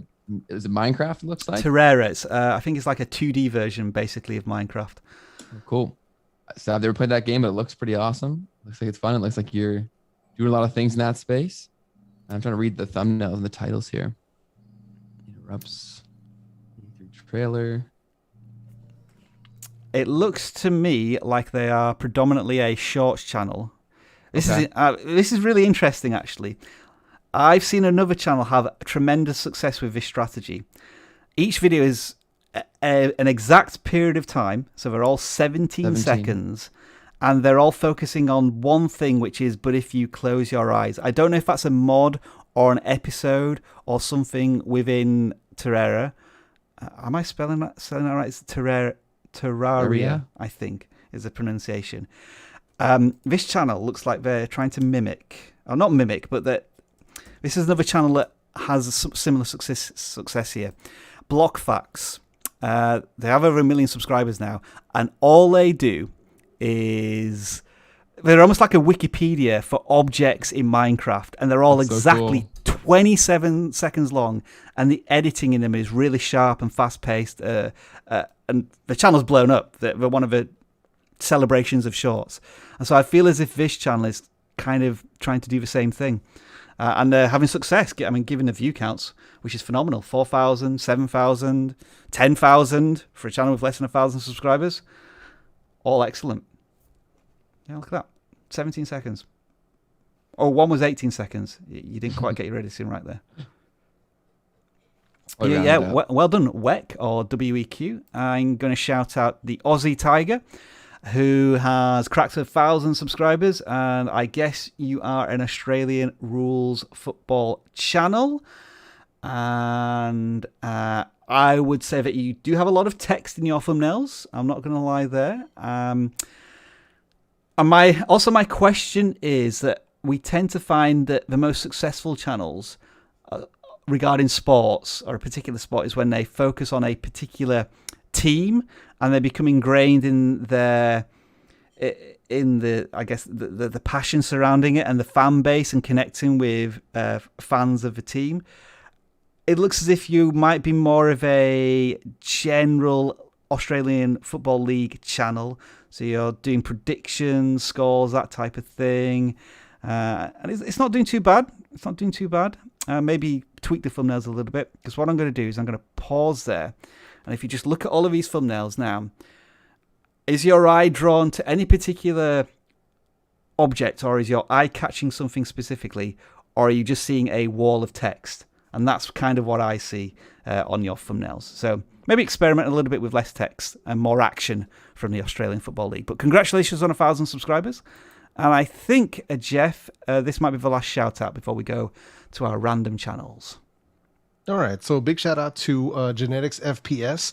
I love the channel banner where it looks like he kind of just scribbled this with a crayon on green construction paper. Subscribe. All right. What is this? FPS. What? Oh, Genetic FPS. So, hey, man, I mean, creativity, right? So let's get it. But let's see here, almost at 1,000 subs, so 928 subscribers. So we are on the way. Road to 1K is real for Genetics FPS. So congratulations on that. And let's see here. What are we doing here? Patch. So what game are we playing here? Bad Business update. I think it's Roblox. So Roblox Bad Business. I'm seeing them on there. Roblox Bad Business. Yeah. So that's what's going on there. So yeah, I mean, in Roblox, heavy on YouTube. So good move there. I would probably try to differentiate some of these thumbnails because a lot of it is just showing the pistol with a weird background or showing the gun with a different background. Might look for a little differentiation because I don't want it just to be like a sea of the same thing. Well, I would I disagree with you, or we can have a healthy conversation about this, Jeff, because Sure. it feels as if we often see these thumbnails in gaming channels of them showing a weapon of some kind. Right. But this might be because of the game itself, the mod, but this feels as if there's a certain cartoonized styling of the thumbnails, and there's a simplicity there as well. It's like just showing the weapon. Mm-hmm. I think, yeah, I mean, there's the versus one as well there. I'd love to see that little comparison going on there. What I would say is it's always better to start from a a position of simplicity, which these thumbnails very much are, and then you can maybe add some tweaks. So I'm just offering my alternative there, Jeff. I'm sorry, I didn't want to... Oh, no. Totally fine. Yeah, no, it makes perfect sense. Yeah. But yeah, it seems like this channel's really doing quite well as well. 1,000 subscribers. Look at the view counts. Really consistent. Oh, excellent. Yeah, it's hard to argue with results. So if the click-through rates are looking good for your content, then hey, man, keep it going. And look, all of our most popular videos are within the last month or so as well, which is really encouraging. Again, gaming channels, I would recommend you take a look at this channel afterwards to see why they're finding success with a particular mod within a particular game. And I think they're specifically looking at the weapons within that game as well. So all of these funneling down to a very specific niche. Whereas I think we've seen other channels today which maybe are looking at games, maybe not, and we can't work out what the channel is about. All right, so those are our shout-outs. Jeff, shall we do it? Shall we risk it? Oh yeah, there's a couple of good ones in there. I'm really risk it. Okay. I'm really enjoying them. All right. Sorry, Ben. Oh, they got Ben on there. Somebody got Ben in there. I never get these thumbnails, but the cat meme. Yeah. I'm the cat now in the cat meme. Yes. Oh well. Oh, I like that one. Oh, that's a good one. Oh, that's my favorite one so far. Yeah, and Drake as always. Yeah, that's the winner. I think that one. That's awesome. Oh, it's Fort Nietzsche. I think we've audited this channel before. What's this one? Yeah, that's true. I see now this one. Let's do a bit of tweet critiquing. There's too much text and it's too difficult to read. There we go. Oh, somebody's put a Joker smile on you there, Jeff. Yeah, you see that? Nice work. And versus, we always encourage versus thumbnails and videos as well. Mine, you guys just get straight to work. It's actually impressive how quickly these came out. Right, which one should we pick here then to audit? Do we have a favourite? I'm a fan of the Spider-Man one there. Yeah, that's one of my favorites so far. I think we've already audited this channel, if truth be told. Mind you, I can't remember it. So let's have a quick look. We've got J4 Gaming COD M, so presumably Call of Duty Mobile. And again, I think this channel focuses mainly on gaming skins for Call of Duty Mobile. You are experimenting with other things occasionally, but the skins are your most successful videos, just on face value. Let's sort by most popular and see if that is true. Yeah, I'd say that whenever you cover the skins for this game, your channel performs well. So the listicle idea is certainly there, and maybe you can compare certain skins to others, which you've already done a little bit, which is good to see. What about thumbnails, Jeff? I'll let you have some thoughts on thumbnails. Well, I mean, some of them, I like some of the simplicity, like the unlock fast. They're keeping it very simple. They have like the iFerg's top 10 simp skins. Number 4. So we're almost like episodic, which is kind of weird, especially on something that's a short. It's a little bit odd there, but the only thing that I'm saying here is there's every one of them seems to be different. They're all kind of different text, different font, different color. So maybe some experimentation is going on. Maybe that's what's going on with J4 Gaming. But I would start trying to maybe decide on one color, start trying to go into one font, maybe start trying to narrow it down to kind of bring a little bit more. Because some of them are consistent. Like I see 2 90 skins. I see 2 of them that look almost identical. The shot is different, but at least they kept the coloring sort of the same. But yeah. You are right in that it looks as if every thumbnail is from a different channel almost. The creator starts from scratch each time they create a thumbnail. And then Ben, any extra thoughts from you? No, I would have echoed what both of you just said there. So cool. I think it's great to have a focus within the game. I think that's always a huge help. Yeah, cool. Travis, are you there? What's going on, everybody? There he is. Hello, We Travis. How you started now. doing? We can start the show. We're now 80 minutes in, Travis. No more, 100 minutes in. Thank you for joining us.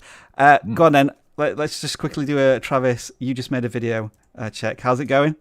It's doing all right. Not like awesome or anything. This I one like here, that. everything you need to know about Apple Spring. Loaded. What do you think All to the new iMac? I like the colors. All right. I mean, it's gonna be pretty cool. But Let's move on then. It's like an iPad on a stand. Yeah. Ben, Travis, Ben. Let's move on. Great to meet Hey you. now. Right, so this is where we get to the random selection. Yes, we're quite late into moving to this week, but what we do now is we use the claw to pick some numbers, and we take that number and we take it to the forms, which, as you can see, we have 485 non-gaming channel submissions. That's how fully booked we are. But we're going to audit this channel first, and we'll try and get through as many as we can in the next 20 minutes or so. And since, Travis, you are new to the party, let's start with you. What we're looking at here with Finn Brown. Brown looks like a little animation channel. Maybe we should check out Junk. Guy who tends to watch our channel as well. Look at some of this stuff. But this looks pretty interesting. Why Ben here was weird. Now, I don't know if Ben 10 is like a YouTuber or something that I'm just not aware of. Maybe. How to Nerf gun, why I hate Pokemon. So it looks like a little bit of stuff trying to not trend jack, but try to get on at least kind of bigger subjects, which is nice. How to build a gaming PC. So it's interesting. VidIQ Savage and the I just noticed that one. Let's watch that. What is that? You sure? All right. Yeah, of course. All right then. What are we gonna do? We can copyright claim them. What are you talking about? Hey, you know what's funny, Rob? Yeah, Savage. It's really interesting. Every once in a while, I get stuck on some different TV shows. And you know what I've been watching lately? It's kind of interesting. It's called Catfish. Have you heard of that show? I have, yes. I've watched it on occasion. It's pretty compelling television. Let me tell you. It's where someone pretends to be someone they're not on the internet. I don't know why someone would do something like that. That just sounds stupid to me. Absolutely. Why someone would go on the internet and pretend. All right. There I we think go. that should have been a short. That was really good. I like that. Flattery will get you everywhere. This is an A1 channel. Give them the confetti of joy, Rob. Yes, sir. Yes, sir. No, I think the thing about this is, and Rob mentioned this, I think, in a chat or something. He's like, these are great, but like 4 people understand what the heck's going on. Now, the 4 people are really excited about it for sure. But no, I love that. That's amazing. Thank you so much for that. I would say keep focusing on the kind of the broader scale stuff. Yeah. But I love that. I mean, I like that kind of animation. I'm starting to get kind of into it now because Junk has been doing this for a while, and now I'm seeing this. And the comedy kind of writes itself in a weird way. Like the animation is just bad enough that you're like, this is kind of funny. So I dig it. I don't know. I didn't at first, but now I totally dig it. That is the challenge, though, isn't it? With channels where the protagonist, the hero, or the main cartoon character, people are not familiar with this person, so they need to tie it into popular trending news stories, events, or whatever. Like, for example, you could have maybe made a video about that the ship that got stuck in a Suez Canal. I mean, there's something now, a big thing that's going on in the football universe over some teams are breaking away from their leagues, and then you think about the films that are being released soon. I think what's the one with Scarlett Johansson that's coming out very soon? Is it Black Widow? Yeah. Mm-hmm. Yeah. So maybe there could be a tie-in animation with that. But as you say, the one about VidIQ Savage and the catfish, we all love it, but we love it because we fully understand it, and it's part of our community, our tribe. But you need to build an audience around that, and the way you do that is by tying it in with culturally popular things. What's the channel? Finn Brown. Finn Brown. No, so Finn Brown. But if you look at this, they haven't been around that long. True. Yeah. That's the other thing. 34 subscribers that quick is not too bad considering, a lot of this stuff and consistent views too. So I'm wondering, if, are they getting them? Are they sharing them on Facebook and stuff? If so, that's fine, whatever. But look for things that are trending on YouTube specifically, especially. Like you could totally do one of these for the Jake Paul Ben Askren fight. Like I would totally have already done that because there was so much. It's a YouTube heavy thing. So I would totally do that. Maybe right now do an Apple thing. Apple thing, Look at yeah. those things. Yeah, do some stuff on that. Because I'm thinking, I was watching a little bit of it beforehand, and there was a moment where Tim Cook broke into one of the research and development rooms, and I was thinking, surely that's going to get memed in some way very, very quickly. But yeah, a good start here, Finn Brown. I agree with Travis in that there's kind of this simplistic, almost scrappy animation style, but the way it works is in that it's so fast. Things are moving, like each clip of animation lasts literally a second before they're moving on to something else, and it's that quick movement of images which helps pull it away from it being very simplistic animations. Any thoughts, Jeff and Ben, or are you good for the next channel? I'm good. Let's move on to the next channel then, which is going to be a gaming channel this time. We are looking at channel 311. Let's see what we have here.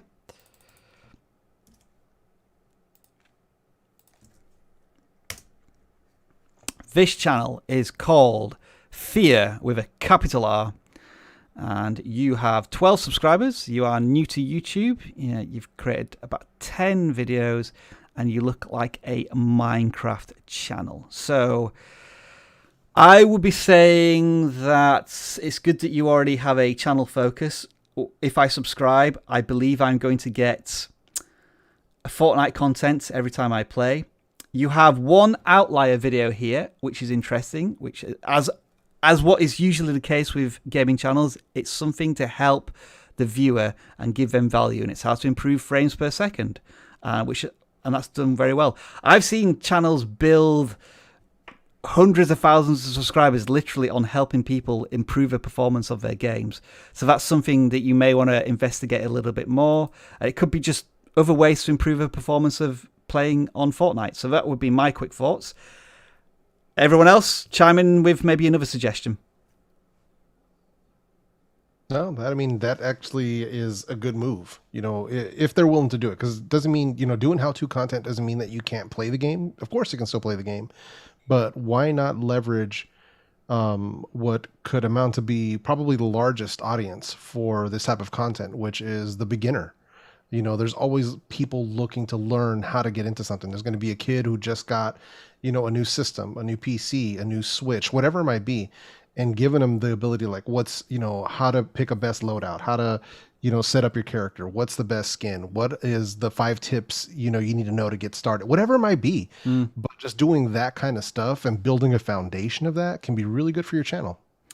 I don't usually encourage people to use text in thumbnails, but I think on this occasion, if you are going to be helping people improve the performance of their gameplay and experience, then including certainly the frames, like 600 FPS or, an improvement from 20 FPS to 50 FPS, that gives the viewer an immediate association with what they're going to get out of the video, which is gaming performance improvement. And so encouraging stuff here for a channel with 12 subscribers, and each video, I think, has got more views than subscribers, so I'm encouraged by that as well. Any final thoughts, Ben and Travis, or shall we move on to the next one? I think that the how-to content's a great idea, just because it's evergreen content too. So even if you're doing gameplay videos and things of that nature, having some evergreen content that's helpful for people is going to constantly be bringing people to you and helping you feed the other videos too. Mm-hmm. Cool. Let's move on to the next channel. Then this is going to be a non-gaming channel. They are a vlog channel according to their form, and they are called Dailung. Apologies if I've said your name wrong. Dailung. Oh, it's another Australian Football League's channel here, the second one of the day. We haven't ordered one in a year, and then 2 come along at once. Again, I'm going to throw this to Travis, not because, Travis, you know so much about this sport, but just to get you involved. All right. What is this sport? What is AFL? So, so there's the real sport, which is soccer, and then you Americans have some weird version of it where you can have it, you can handle it, and then the Australians have another version of it where they use cricket pitches. And they just kick it high up into the air and they catch it a lot. that's the best way I can describe it, which is a terrible way of describing it. So he's playing blindfold, but he's playing a game called AFL. So confused. No, okay, so you you look like he has a controller in his hand, playing AFL Evo blindfolded. Okay, so maybe he's playing it's like playing FIFA, but the AFL version of it. Perhaps someone made an AFL video game. That's crazy. All right, well, they know more than me. If that's the case, like, fine. The thing about something like this is when you have something so niched, that's kind of outside of the realm of, something that's like FIFA or NFL or something like that, something that's slightly smaller but probably still has a good following. You can grow fairly fast there, because there doesn't tend to be quite as many creators in that space. The problem is if there does end up being a number of creators in that space, then it's worse than if you were trying to go for a bigger piece of the pie. Having said that, for the channel size, the views are good. Did a couple of live streams here and there. I can't tell if that 3-hour live stream is of like an actual live game, or is that is that just a video game? What is that? I say that because I'm not sure if it's like copyrighted or not. The AFL West Coast Eagles thing. The thumbnails though are kind of weird because they almost seem meme-ish rather than sports related. Right.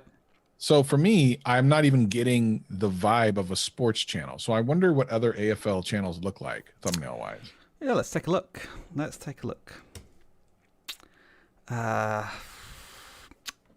guess that's the closest I'm going to get for a very quick look. These are all, I think, from an official channel. Do we need maybe some fan reaction channels a little bit more? True Fooly. Yeah, it looks more sports related. Like this doesn't look like the other channel looks more like something you'd see on Reddit or something. This looks more like what I would expect if I'm looking for sports stuff. This almost looks too meme-ish. So I guess the thing is, like, who is your viewership? Who is the person you're expecting to click and watch? Is it someone who's a hardcore sports fan? I'm unsure if they actually would click it. If you put one of these thumbnails next to, the ones we just looked at, and they were an actual hardcore fan, they want to know more about the game, I'm thinking that they probably won't click yours. So yeah, I think they would think it's either a video game or they get confused by it or something like that. So you have to look at what you're competing against and try to compete with that. And we have a tool for that, as a matter of fact. We certainly do, Travis. We certainly do. Thumbnails, I think, are a little too chaotic and busy. I'm just going to take this one as an example. If you kind of want to rank or grade the best team logos, I would still always choose maybe one of the logos just as a lead-in. Because when you try and fit everything into your thumbnail, it just ends up being a mess of different colors and objects and elements, which a viewer can't really follow. If you look at all of many of the channels that do like the best 10 movies of 2021, they'll usually pick one of the movies, perhaps a controversial one, because that creates intrigue and we'll get a click. I think, other than this one, I think this is the only one where they are playing the video game version of it. I think all of the others are reactions to Australian Football League. But there's some cricket in here as well. And again, that's a very different sport.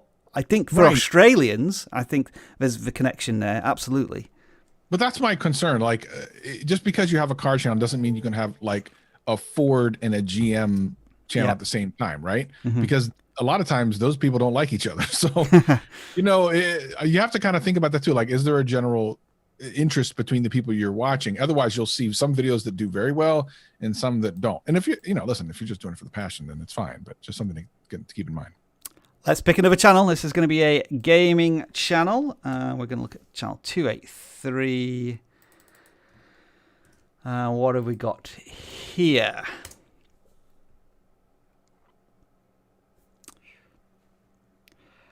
All right, so I'm going to pronounce this channel name as Dino Boy Party Boy. I apologize if I pronounce that wrong. What is this channel about? Let me see. I really don't know. I really can't tell from the thumbnails because they don't look to be custom thumbnails at all. Are any of these custom thumbnails? It doesn't look like it. I mean, YouTube could easily have chosen any of these. Yeah. So first thing is think about custom thumbnails. Think about getting that click. Some of the shorts, there's 1 or 2 shorts in there. Yeah, I can see a couple of shots.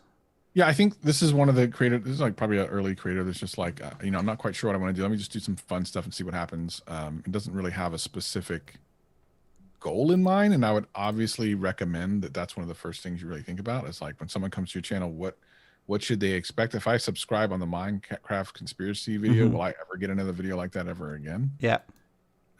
So stuff like that. So custom thumbnails. I mean, these are the fundamentals here. Custom thumbnails, channel focus, and also I think just working on your titles as well, because I find it really difficult to find out the content of some of these videos through the titles alone. Let's move on to another channel, I think, and this is going to be a non-gaming channel, and I'm going to encourage Jeff and Ben to lead off with this one. Let's see what we've got. It's a technology channel, I believe. Yeah, sure. Let's see what we got. AB Valentino here. All right, I think they're very new to YouTube. I think that is all of their content. Yep, my first YouTube video. So 6 videos, 150 subscribers. Each video's got hundreds of views. So already very encouraging stuff just from the numbers alone. Yeah, so 163 subs. Looks like they're already working on doing some custom thumbnails, which I like. So they already got that fundamental down. So not bad considering that they just started out, and that should you buy an iPhone 11 Pro Max in 2021, doing pretty good there. So I guess it just sort of depends on which way they're going, but it seems like they're leaning into some Apple content because they're doing MacBook versus MacBook, Apple versus Facebook. So I kind of like where this is going. This is a smart play as far as this goes. Yeah, should you buy? Okay, that makes a lot of sense. I like kind of which way this is going. I would hope that AB Valentino isn't watching this live stream right now.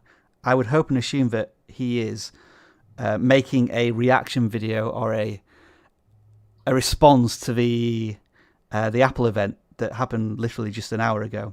Exactly. And then watching this live stream on repeat later on. Yeah. No, 100%, man. There's a lot of new products that just came out, a lot of things to talk about, a lot of things to unpack. They could do it in one video. They can do it in multiple videos over the next few days.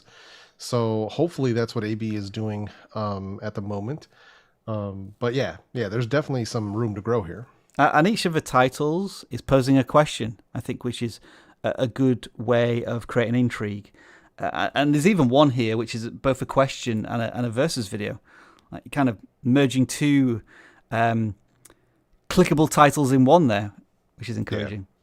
Yeah, you'll see a lot of that in the tech space. You'll see a lot of combination titles with some sort of an emotional hook or question, and then the keyword specifically to satisfy SEO, which is, that's totally fine. You can make that work. But I like the fact that he's keeping the title short. That's something that a lot of people will make these super long titles. Very true. But if you notice, none of them here so far have been truncated. So good point. Good job. Well observed. Let's go back to the memes, I think, one more time here and see if there's any more comical images that we can take here. A lot of people going with the versus mode. I like the way that they've been able to tell a story in that image there. Yeah, I like that one. I think we'll do this channel. It is Liquidad Alexi. Aleki. Interesting. All right, what have we got here? Hey, well, almost 2,000 subs, so they're on their way. With whatever it is that they're doing here. Yeah, what is this video? What is this here? Why did this get 21,000 views? It's episode 1 of season 5, episode 1 of what? Money Heist. All right, so I'm just mousing over the thumbnails here because the question I'm going to ask here is this your content? Because just the way it seems to be displayed, that I can't really see any consistency. There's some animation in that one. Looks like a car review maybe. That looks like a tech channel's office space review. I'm a little concerned about the nature of the content here. And I'm just being honest on first impressions. Yeah. No, I agree. It's something that you have to be careful with. There's a lot of that going on. I recently got into it with another channel over this where they were pulling clips from my channel and using it on their own without permission. That's an obvious copyright violation. So this is something we have to be careful with. And I'm hoping that this isn't the case, but I got the same exact vibe that Rob is getting from this channel. Why should we visit this channel? I guess what should a subscriber be getting from here? And if it's just repurposed content from somewhere else, then I, as a creator, unfortunately, can't really offer any assistance here.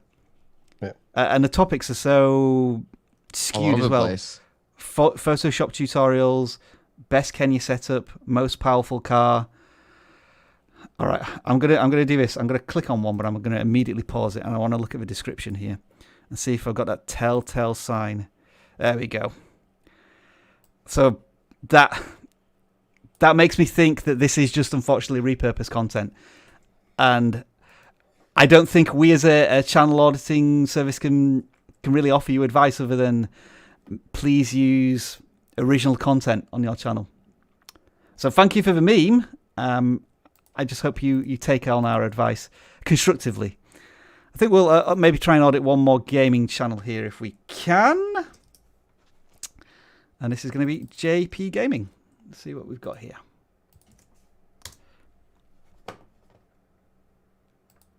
All right, this channel's just cracked 1,000 subscribers. Let's stop that video from playing. There we go. All right, what have we got here? Outriders. Do some gameplay, some walkthroughs. This is one of these channels where it looks as if they're taking thumbnail loading screens from the game and using them as thumbnails and adding a bit of text there. I would always encourage some imagery from a particular moment in the game that you're playing and somehow enhance it to give more of a dramatic impact to that. As a channel that's doing a gameplay and walkthrough, you do have some traction. I would now be encouraging you to do some tutorials, like how you got past certain parts of a game or how you improved your weaponry, the best items to get. All of these tutorial things can really help grow a channel that's already invested in your Outriders contents, but hey, they may want to play the game as well and get tips, tricks, and advice from you. Yeah, and I like the use of, making sure that, they're showing PS5, or they have like kind of like the PS5 logo in there, so they're kind of making sure that the audience knows that this is what this is for. So I think that's a smart move, but I'm not sure about showing it both in the title and the thumbnail in some instances. So they might want to, I want to think about that. I don't know which way would you go, Rob? Would you show it in the title or would you show it in the thumbnail? What was that? The console version? PS5, yeah. It would depend if it had been recently released on, like, let's say it was released on Xbox in 2019 and it was released on PS5 2 years later. I think that might be of importance. Like, for example, Halo, it came out on Xbox and then it was years before it came out on PC. I think you'd want to know the difference between the console there. Usually I would probably save it for the title, however. Yeah, no, for sure. Now, I did notice, Jeff, as you were just talking about the thumbnails there, when I mouse over the likes to dislikes, I'm not seeing that much engagement considering view size. So let me just pretty interesting. Click on one of these videos. Are they getting any comments? Makes me wonder if maybe it's being if he's getting external traffic. Maybe they're posting it in a Reddit subforum somewhere, or things of that nature where people can't comment unless they're watching it on TV. That's another possibility. Mm-hmm. But that could be part of that. Yeah, the reason we ask that is because it's not necessarily a bad thing. It just means that you have a challenge of getting people to engage with the content on YouTube, which is going to bring them back for more content. So that might be asking questions within the videos to encourage a comment response, or maybe even calls to action at certain points in the game to get them to subscribe, so they're not just going to get your content from a Facebook post or a Reddit post. Yeah, the reason I sort of bring that up is because they've covered other games like Remnant and Valhalla, and the view counts are very similar, and usually you just wouldn't see that on a channel that's doing gameplay walkthroughs and jumping from game to game. It's something that we notice doesn't tend to happen, generally speaking. So the traffic sources would be of something of interest here to investigate. Yeah, because I've seen that too, though. I've seen it where if I happen to, let's say I don't go to YouTube to search for a walkthrough. Let's say I do it on Google. Yeah. And a lot of times it'll take me to somebody's website. Like it'll be not a specific creator, but a website for gaming or whatever. And then they'll have some random channels, YouTube walkthroughs posted, like hosted on their website. So I've seen that kind of stuff come up before when I was looking for, walkthroughs or tutorials myself. Mm-hmm. Yeah. Mm-hmm. So that was, what was the channel called again? JP Gaming there.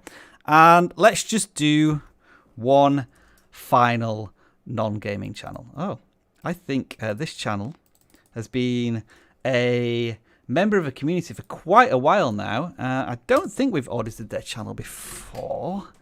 Bori Piano. Yeah, I've seen them comment many times. And yeah, I don't remember these thumbnails. So we'll let Ben lead here as the final channel that we're going to audit. What do you think of this one, Ben? So right off the top, I think the banner should illustrate who you're appealing to. Are you appealing to people who are fans of piano music, or are you trying to teach people how to play piano? I think that's an important differentiation there, so that people know and can speak to that. And from the thumbnails, I would assume that it's teaching people because you're going quite intricate. But my concern is that is tough to see what's included in that thumbnail, especially on mobile. I can imagine that's nearly impossible to see.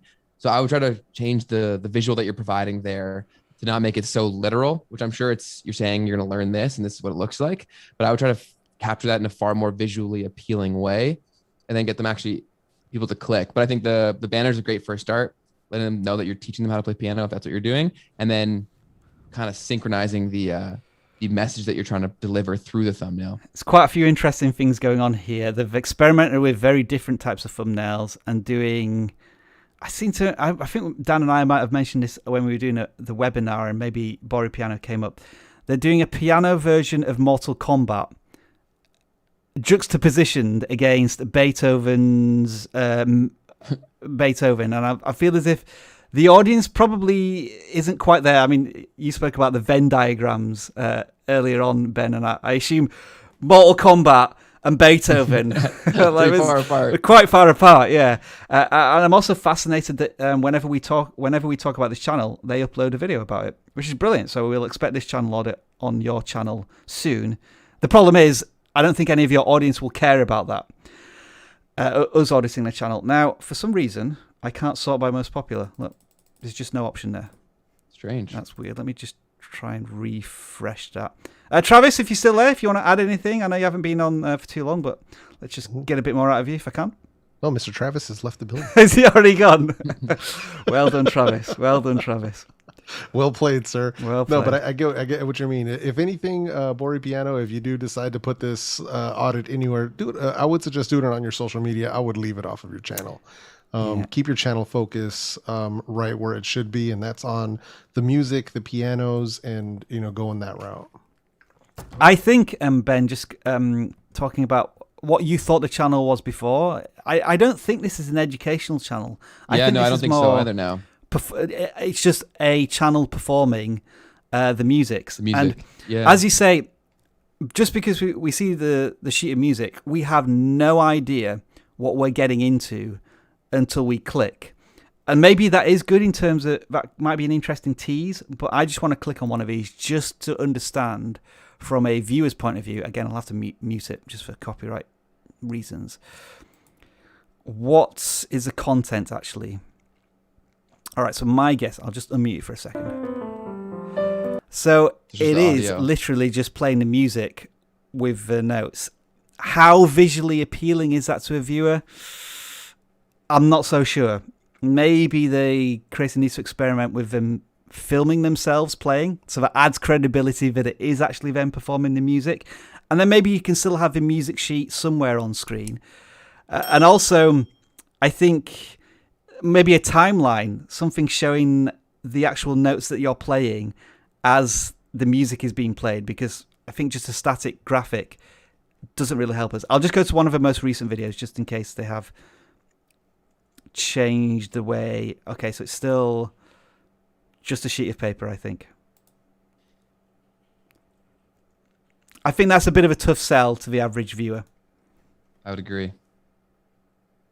Yeah, and you'll see a lot of piano channels doing visualizers and things of that nature. Yeah. Some of the other ones that I've seen that do something more similar to board piano, where they're showing the music, what they've done is they've added themselves, almost like a picture-in-picture, where they'll kind of show themselves playing it.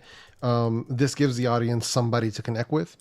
I know for some people that can be difficult if they're not comfortable on camera. I totally get it. But this is something to sort of think about. Think about what other people are doing in this space who are doing similar content, and kind of see what's working. And what's sort of like Rousseau, that guy, he's been doing this for a long time. But he's using, almost like I think if I remember correctly, he's using a visualizer. Yeah. So. Yeah, as you say, Jeff, we're not saying that Board Piano should start doing this immediately, but this is something visually satisfying, as well as seeing the person play the piano, and you're getting the music as well. So you might call this like a 4D experience or something of the music. And you are playing classical music, which has probably already been done on YouTube before. So how do you uniquely identify yourself as something different to watch and listen to? That is mesmerizing, isn't it? I could Yeah, it is. I could It's watch just- this. Shall I just Rousseau's leave a this dope live channel, stream man. on for 2 hours of no, that'd be copyright. We can't do that. All right, so I think that is it. That is your 2 hours of channel auditing this week, folks. We hope you found it useful. I do want to apologize a little bit that it took us quite a long time to get through the pre-selected channels this week, but I think there was valuable stuff as always. I want to thank Ben for joining us on this live stream. Ben, it was a little chaotic before you joined. I do apologize for that, but hopefully you enjoyed it, and I'm sure the audience got lots of value from your suggestions. It's always nice to get a new voice and a new point of view on channels that we're looking at. For sure. Thanks so much for having me. I had a blast, and I hope to be on again soon. Jeff, cheers. Absolutely. Let's do some channel shout-outs, Jeff. Who are you going to say goodbye to? Let's see. First up, who did I see in here? So Wolfhound YT in here. I also want to give a shout out and saying bye to Tish from the Artist Haven. Thank you for always joining us and moderating the chat. Also to Anytech and the Retro Gamer, always showing up and showing support. Now, Ben, I don't want to put you under any pressure, but if you do have a live stream chat up, if you wanted to do some shout outs. Yeah, for sure. Shout Thanks. out to Bedbug Comics Inc. Thanks for showing up. Cody Hindsight. Thanks for tuning in. Atomic Pigeon. I like that name a lot. Thanks for tuning in. That's a good one. Yeah. We always like the unusual channel names. We feel as if sometimes people do come up with just strange channel names so that we can read them sure. out. I'm going to say goodbye to Something, Make Crafts and Fun, Finn Brown, Bori Piano. Peace out to you. Cryptic Yasmin, Cake Craze, Lil NL, How to Make Stuff, and of course we could never do these live streams without this channel was held for review and put in timeout. Ben, I'm going to give you just a quick chance to shout out yourself again. Where can we find you on the internet? Yeah, absolutely. So it's pretty easy to find me. Just type my name in, Ben, Leavitt, into the search bar, and you'll find all my videos about social media. And then over on Instagram, it's the same, just Ben Levitt, and then an underscore at the end. And that's the best way to connect with me if you have any questions for me personally, or comment on that video, and I'll try to get to it as well. Awesome. Thank you for joining us, Ben. And we will see you again, I think, sometime later on in the year. Thank you, everybody, for joining us this week. We'll see you all next week, unless you want to join us for the Wednesday webinar, when Dan and myself will be reviewing one of the VidIQ tools and taking your questions as well. Bye for now.